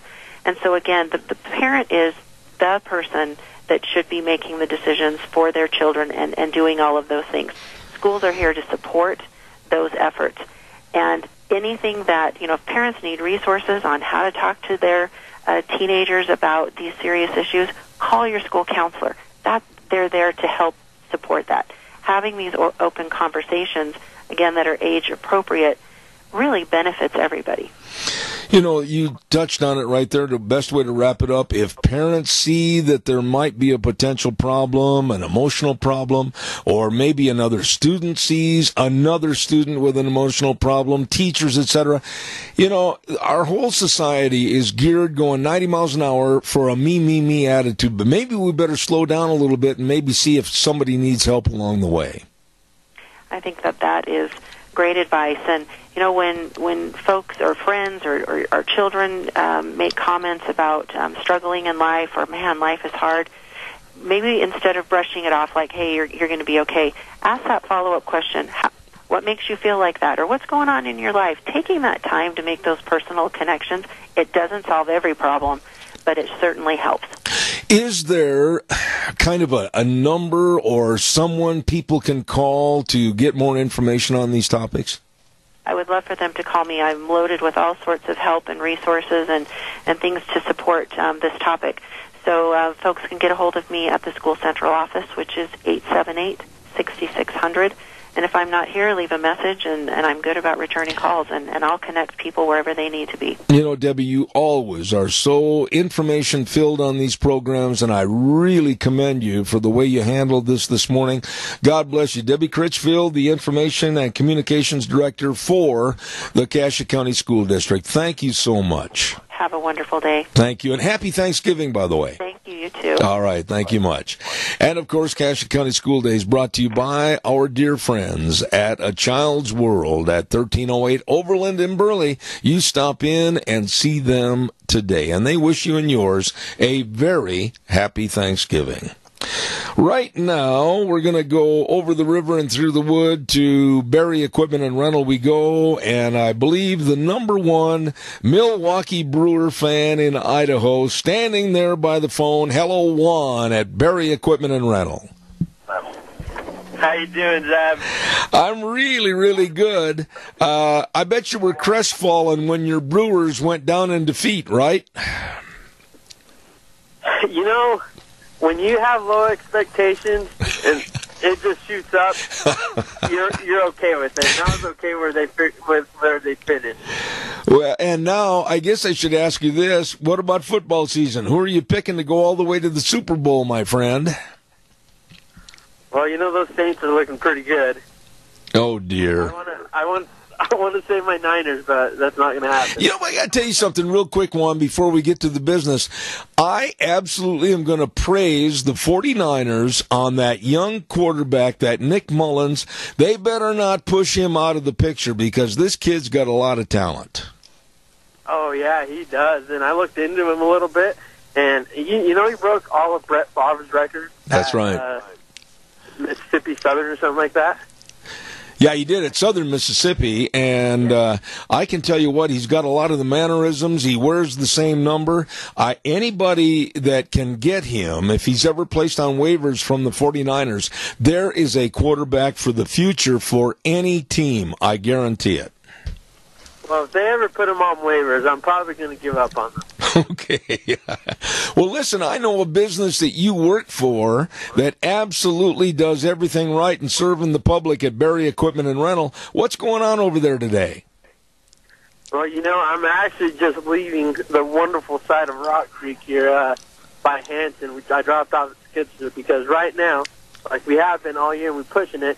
All our skids, all our Bobcat equipment is 0% financing up to 60 months. Now, here's the kicker about that, though, is that we want to back you up on whatever machine you have.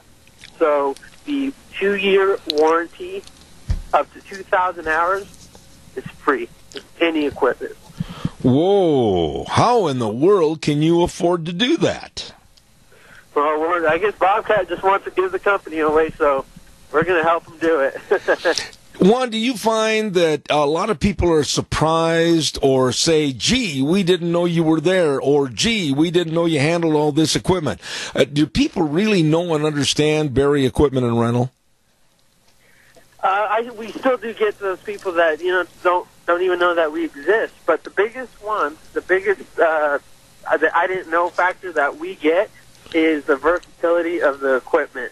I just dropped off a T595 track skidster to a rancher out here south of Hampton, and he just wanted something to clean up his crowd.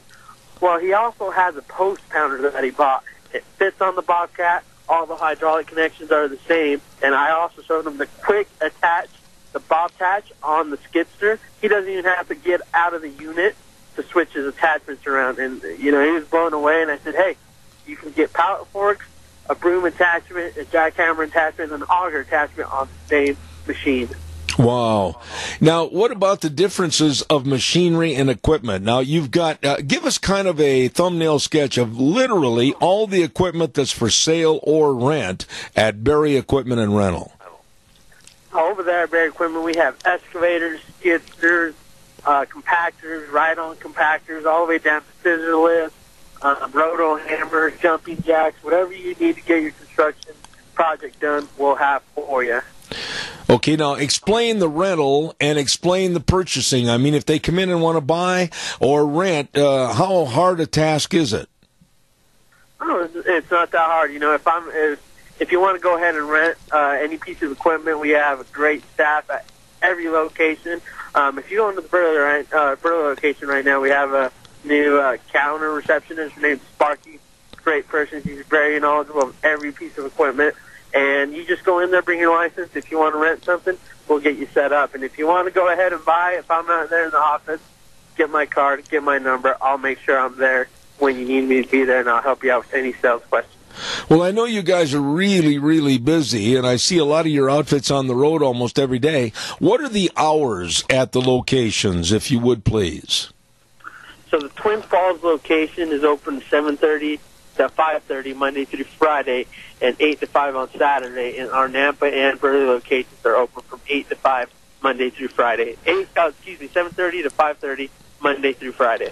Okay, and you've got a lot of people helping people, and if they don't, I stress this every time I talk to you, if the people don't know how to run the equipment, it's not a big problem because you'll put them in the sandbox. Explain what you do. Oh, yeah. There's actually a construction company that had big old slabs of concrete that they were just going to throw in a pile. and I said, hey, I'll take those, and I'll put them in my pit. So if anyone wants to know how to run a jackhammer attachment on a skidster or an excavator, it's in our pit. You can go ahead and bust up some concrete. Down in our pit, so you can't hurt anything, and you can learn how to run the machine at any pace that you want, so you can get a good idea on how to run it. Well, I'll guarantee you, I've always looked forward to having you on the air, Juan. You do a great job. By the way, are you still coaching football this fall? Yeah, I was over there with Minico. We got put out in the first round to the two-time defending state champion in Skyline, but it was a good game. And I kept up on the Kimberly game. I was there when they beat Fruitland. What a game that was, huh? Well, I tell you what, you're quite a sports enthusiast and a great guy. Berry Equipment and Rental, and the location 159 West Highway 30 in Burley with Juan, 465 Addison Avenue West in Twin Falls, and the Nampa location. Juan, doggone it, stop in sometime and say hello. Absolutely, will do. All right, take care. Have a great Thanksgiving. Yeah, you as well. Thank you. Thank you very much. Good guy right there. Juan with Berry Equipment and Rental, sales, service, and parts. Absolutely. I do hope that you have a great Thanksgiving with you and your family. I know there's going to be a lot of gatherings. We're all going to get together for the first time in years on Thanksgiving, and we're looking forward to it. And best of Thanksgiving wishes to you. Now, that means we're not going to be on the air next Thursday, so I want to give that little preface. A lot of the segments that you listen to every Thursday will be the following week, so don't miss that. Right now, we're going to send it back to Wheels at our main studio. We'll be back with Senator Kelly Anthon in about 3 minutes. And now back to Zeb at the Ranch on AM 1230 KBAR. To reach Zeb, call 436-2244 or toll free 1-866-927-4587. And now, here is Zeb Bell. And thank you for being with us. And we're looking forward to this next segment with great anticipation of a lot of information, because we get a chance to visit with Senator Kelly Anthon. I've got nothing but respect for him. He works hard serving all of us here in Southern Idaho. Good morning, Senator Anthon. How are you? Good morning, Zeb. How are you? Well, it's my pleasure to have you on, and I've got a list of questions and different topics to talk about, but I'd like to start the program off, if I could, about what's occurring nationwide, like in states in Florida, Georgia, Arizona, and other locations, where it looks like doing a good job, a dutiful job to represent this great United States is falling through the cracks, and many of the voting polls are absolutely run in a slipshod manner. What are your thoughts about what's going on with the voting? Well, Zeb, I appreciate you bringing up this topic. I mean, if you think about it, it's a bedrock. We're talking about a bedrock of a democratic republic. This is something that is so fundamental to our way of life and our continuing freedom that we should all be very, very concerned when they have this much trouble with an election. And you mentioned that maybe they're not running it very well, and I think that's a good characterization, but you also start to wonder if this is not an accident. And so I think we've got to be fairly vigilant, Mike, I think we are here in Idaho, to make sure that these polling places are following the law, that those who are actually voting are legal, that they are qualified, that they are appropriate voters, and then on the backside of it, that there's no funny business on the counting. And, when this kind of thing happens, it really does weaken at least my confidence that these polling stations and these different counties and these other states are doing the job they need to be doing. When you say that, Kelly, let me ask you this. I got a little feedback on the line. I apologize. How in the world could a person like Brenda Snipes in Florida maintain her position as being the manager, if you will, of these polling places when there's been innuendos and outright lies about where the votes are, what happened with some of the votes? Oops, we found some on a loading dock. Oops, we found 80,000 votes over here in a broom closet. This whole thing is a disgrace to our American voting system. It is very worrisome that you go through an election in a major county where they know They know the routine. They know the laws. They know the amount of people that are going to be coming in. And here we are, weeks after the election, and votes are being found. Mm-hmm. I'm sorry, Zeb. Maybe I'm a cynic, but something doesn't smell right about any of this to me. So what do we do to correct it, though? Because here in our local area, I see it functions so perfectly. Yeah. I mean, even before the election, I will tell you as a candidate, I get calls from the Minidoka County election officials to come, and they show me how it's going to work, and they can show me how the voting machines work and all that stuff, and I have a very high level of confidence. As a senator, let me ask you this question. A caller called in day before yesterday, and I thought they brought up a really good point. We have only a certain amount of time for us as voters to go to the polls and use our right as Americans to choose who we want to represent us. 8 to 8 normally. Why can't we have a same deadline type timeline set for the counting of votes, the validation of votes, get the job done, and not 2-3 weeks afterwards say, oops, we found 80,000 votes. This is ridiculous. It is, Deb, and I think that the truth is, if you look at the laws, probably in every single state those deadlines exist. And not only that, but as I followed it very loosely, but as I've followed some of the controversy in Florida, for example, some of these other states, there are judges involved saying, hey, you can't keep dragging this out.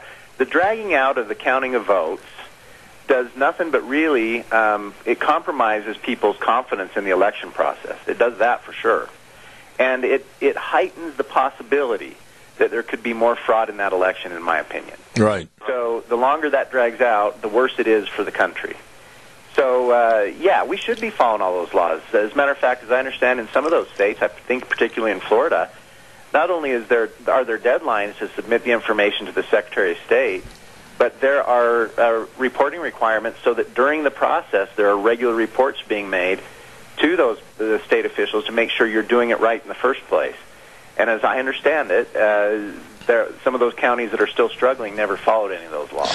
And Kelly, we had across the board this year one of the best voter turnouts for midterm elections ever in this nation's history. But how can the voters pat themselves on the back and say attaboy or attagirl when the people that are running the voting and polling places are making such a sham out of it? Sooner or later, people are going to say, well, what's the difference? Why did we go vote? Why did we waste the time? They can't find my vote anyway. That is exactly the risk. You're going to, if you make voting a circus, if you make the calculation and the counting of voting a public circus, then the people who vote are going to increasingly see that, and they're going to follow that chain of thought, which is really, does my vote matter if they're not even going to do this right? It's very bad for the country. It's bad for a democratic republic. It's bad for our system of government. Let me ask you this. I was very happy with the voter turnout. I'm very happy with the way the polls were run here. People said they were very, very efficient. But I want to talk to you a little bit about some of the key and very critical issues we had on the ballot this year. First of all, with Proposition 1, the horse racing initiative, I felt bad that it was defeated. What are your thoughts? Well, Zeb, as you know, I was supporting that proposition. I think what happens, and I've got to be careful to not make it sound like people who voted didn't understand the issue, because I think, especially in our area, the people get very well informed before they go to the polls. And but there was, I think, and there often is when you see those ballot measures, there's some confusion as you read them. The trick with that particular issue is that many people that I've visited with thought that maybe that was a vote as to whether or not you legalize horse racing. But as you and I have discussed before, that is not the question. As a matter of fact, our founding fathers here in Idaho went out of their way to make sure that horse racing was enshrined in the Constitution. Parimutuel horse betting was enshrined in the Constitution. It's legal. The legislature couldn't very easily undo that if they really wanted to. So this was a very nuanced issue. I do think, as a general kind of consensus in the state, people are not too excited about gambling. And so I think when you also couch the Proposition 1 issue in terms of do you like gambling or not, then most people say no. And so I think that's a very tough thing going into an initiative process, to get some of those nuances sorted out with folks as they go to vote. Yeah, but you would concede with me, and I'm sure agree, that it was really kind of ambiguous. Gambling money was paying for the bulk of the advertising against the horse racing initiative. You better believe it was, and that's exactly right. So the same folks that say, hey, you're voting for gambling, those messages are being paid for by the gambling casinos. So again, a very tricky issue when you put it before the voter in an initiative, and that's not to say those who voted against it didn't get it. I'm just saying it's a very nuanced deal. Well, the thing that bothered me, I think it also represents Idaho's general consensus that we don't want a lot of gambling in it. Yeah, and I can concur with that, but I will say this. When Proposition 1 came to me and asked me if I would support it, and I read the bill, and I understood exactly what it would do for the entirety of the horse industry here in the state of Idaho, whether it's the trailer sales or the tax sales or the feed sales, whatever related to the industry, I felt that it would be a resurgence to help the entire industry of horses in the state.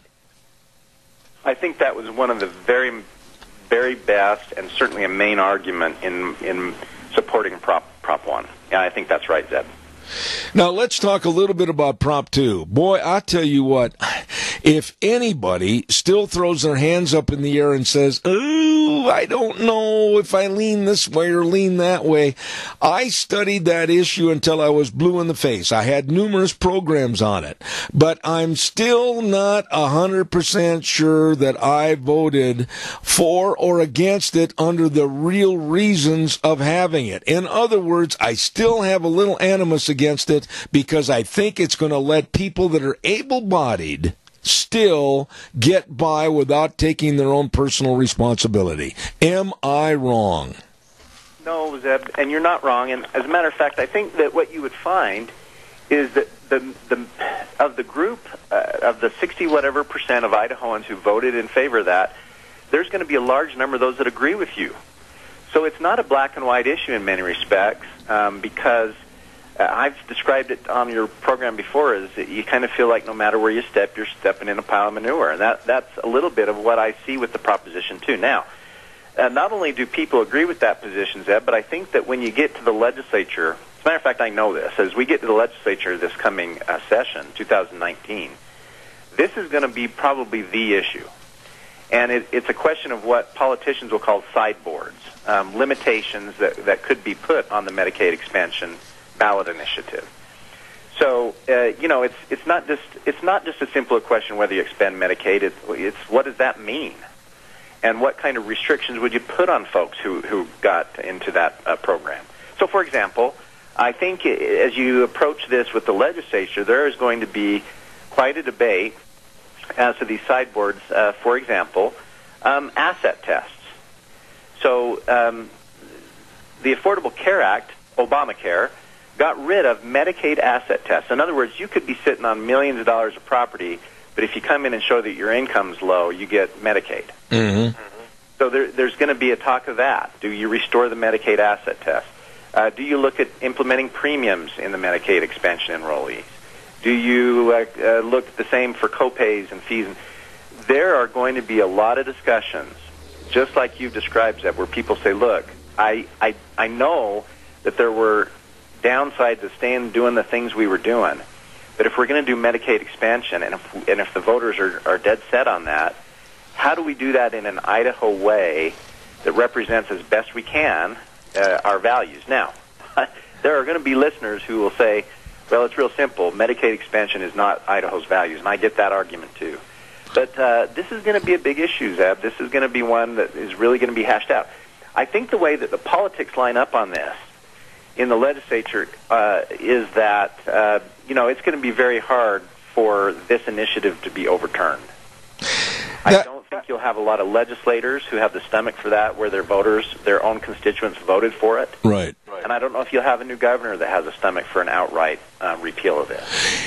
It'll be really a discussion of how you make it work. The wording that came from Brad Little, I thought, was really appropriate. He said that he will govern in accordance with the people's wishes. Basically, I'm paraphrasing. But it's an issue that's so divisive, and really, I don't think is settled at all through the ballot on November 6th. It's an issue, like you said, that's going to be dragging its feet across the carpet for quite some time to come. Well, that's right, Deb, and I'll tell you what else. It's going to be dragging its feet through the carpet of the courthouse. Because I'm already beginning to hear that there will be lawsuits filed over the Medicaid expansion initiative. So you're right. It was never an up or down vote in its purest sense of it.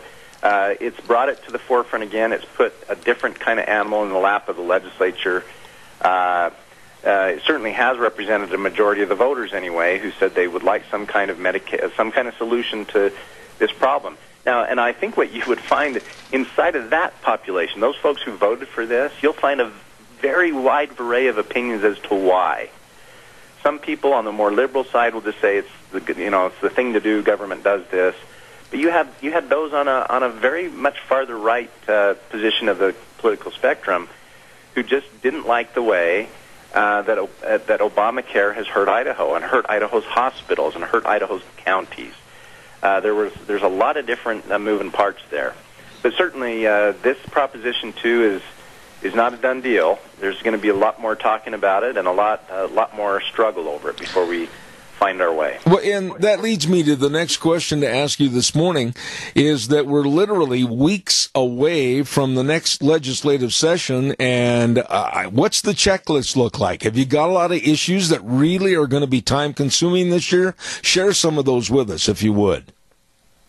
Sure, Zeb. I mean, I think, as we've discussed, the possible sideboards on Medicaid expansion is going to be a very hotly debated issue. I think you'll probably see several bills there. The other thing I'm noticing is something is happening in the tax revenues of the state, in that what I've noticed is they have slowed down a little bit more than what they did, for example, from last year. And that could be explained in a number of ways, but from a budgetary standpoint, in my opinion, we may be looking at really, again, asserting conservative values and saying, let's not overspend here, let's be smart about this. We know the economy is doing very well, but what we also know is economies go up and down. And so I think that from a budgetary standpoint, we're seeing something kind of interesting happen in that what was projected for tax revenues have slowed a bit. So that's interesting to me. I think public education continues to be a hot issue in Idaho. I think part of that is the reason for that is that there are factions in Idaho politics that have tried to use this issue to make Idaho look bad, in my opinion. Yes. To get political favor with folks. If you really look at it, though, Zeb, and I would encourage people to do some research on this. I looked at it this morning. Idaho has expanded their education spending upwards of $400 million in the last 4 years. That's impressive. And not only that, but that puts us sixth in the nation in our year-to-year increases for our K through 12 funding. And it puts us number 2 in the nation for the percentage increase in providing for teachers and instructional staff. So, what these folks will also always say is, we're 48th or we're 49th. But we're making incredible strides in education. And so, but I think that what we're doing is we're coming to the end of a 5-year program that Governor Otter's task force put together. So it's going to be time to regroup and I hope put together another strategic plan, because I will be honest with you, one thing I've noticed about the legislature on a number of issues, and it's nobody in particular, is sometimes they don't do a good long-term plan. And I think that's unfortunate sometimes. So there's going to be education. Zeb, I think that transportation continues to be an important issue for me and for my district and for our area. I think that Idaho is going to have to get very serious and continue to be very serious about spending money on transportation needs.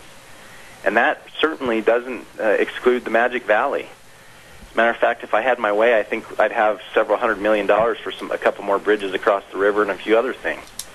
But you and I have talked about some of these highways that are falling apart around us. I think the transportation department, frankly, gets sick of me calling them sometimes. But there's transportation needs, and we need to be planning for that. We need to make sure it's funded properly, and we need to make sure that politics stays out of it as much as we can. And the reason for that is very simple.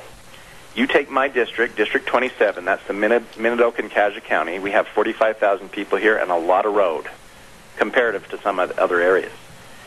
But I am one vote in the legislature. You get into the Treasure Valley, you have districts 10 through 21, 11 votes. So if this becomes a purely political way of spending money on transportation, guess what? These rural areas lose. And so we need to have a very objective, fair way to distribute the fuel tax, the other revenues that are dedicated to transportation. Let me ask you a question. It's really an important issue to me. Let me ask you a question right there, Kelly, and I'm almost out of time, but for the last 4 or 5 years, there's been a lot of talk about how to fund the infrastructure and come up with the money in the till available, and a lot of people say, well, increase the gas tax and everything else. Right there, I get a little bit of animosity because it's always falling back on the people that really rely on transportation to make a living. And it excludes those that are being pushed and hearing the promotion about electric cars. They're not paying the same fair share. What is a fair and equitable way to charge those that use the roads so that everybody shares in the cost? Well, and Zeb, maybe the way I'd even put it is, look, everybody uses the roads. I don't care if you don't have a car and you walk to the grocery store. The food gets to that grocery store on the road. That's right. The entire economy, no matter where you work, no matter what you do, you rely on us in the state of Idaho providing a very reliable and efficient transportation system. So it gets even more kind of complicated, Zeb, because there are folks in Treasure Valley who argue that the gas tax gathered up in Treasure Valley should stay in Treasure Valley. Because so there's going to be this scuffle over the money. But Zeb, I will tell you, I'm not entirely opposed to using general tax dollars to pay for roads. I get this whole concept that those who use pay, but as I just mentioned, I think we all really use them.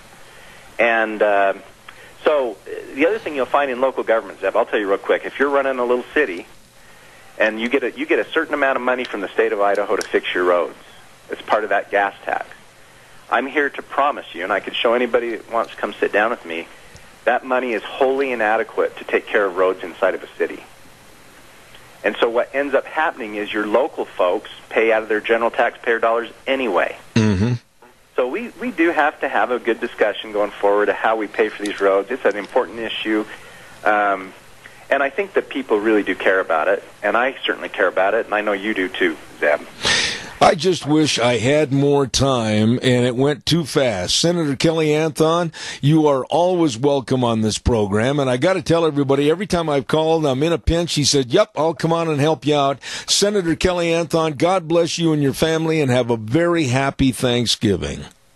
And to you too, and to all your listeners, Zeb. Thank you, sir.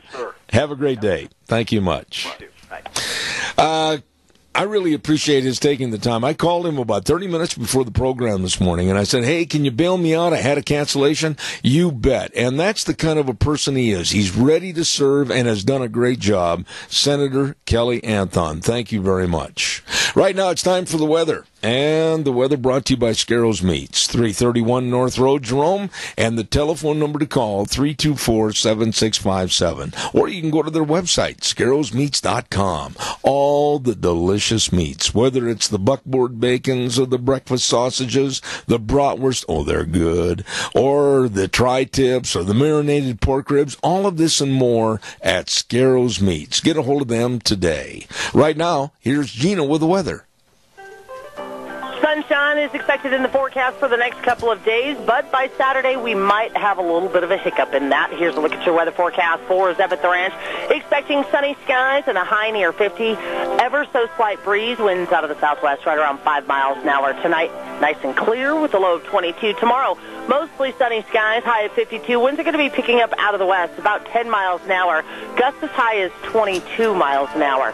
For Friday night, mostly cloudy skies. Winds are going to be picking up even more with a low of 29. By Saturday, we do have a 20% chance of rain or snow showers, mostly in the morning. Partly sunny skies by the afternoon, high of 45. Winds out of the east-northeast at about 10 miles an hour, gusts as high as 22 miles an hour. Everything calming down for Saturday night, expecting mostly clear skies with a low of 20. And by Sunday, sunny skies and 46. That's a look at your weather forecast on 7 at the Ranch. And we appreciate it, Gina. Thank you. Brought to you by Don Scarrow and the crew at Scarrow's Meats. Nobody better. They're delicious meats all over the country.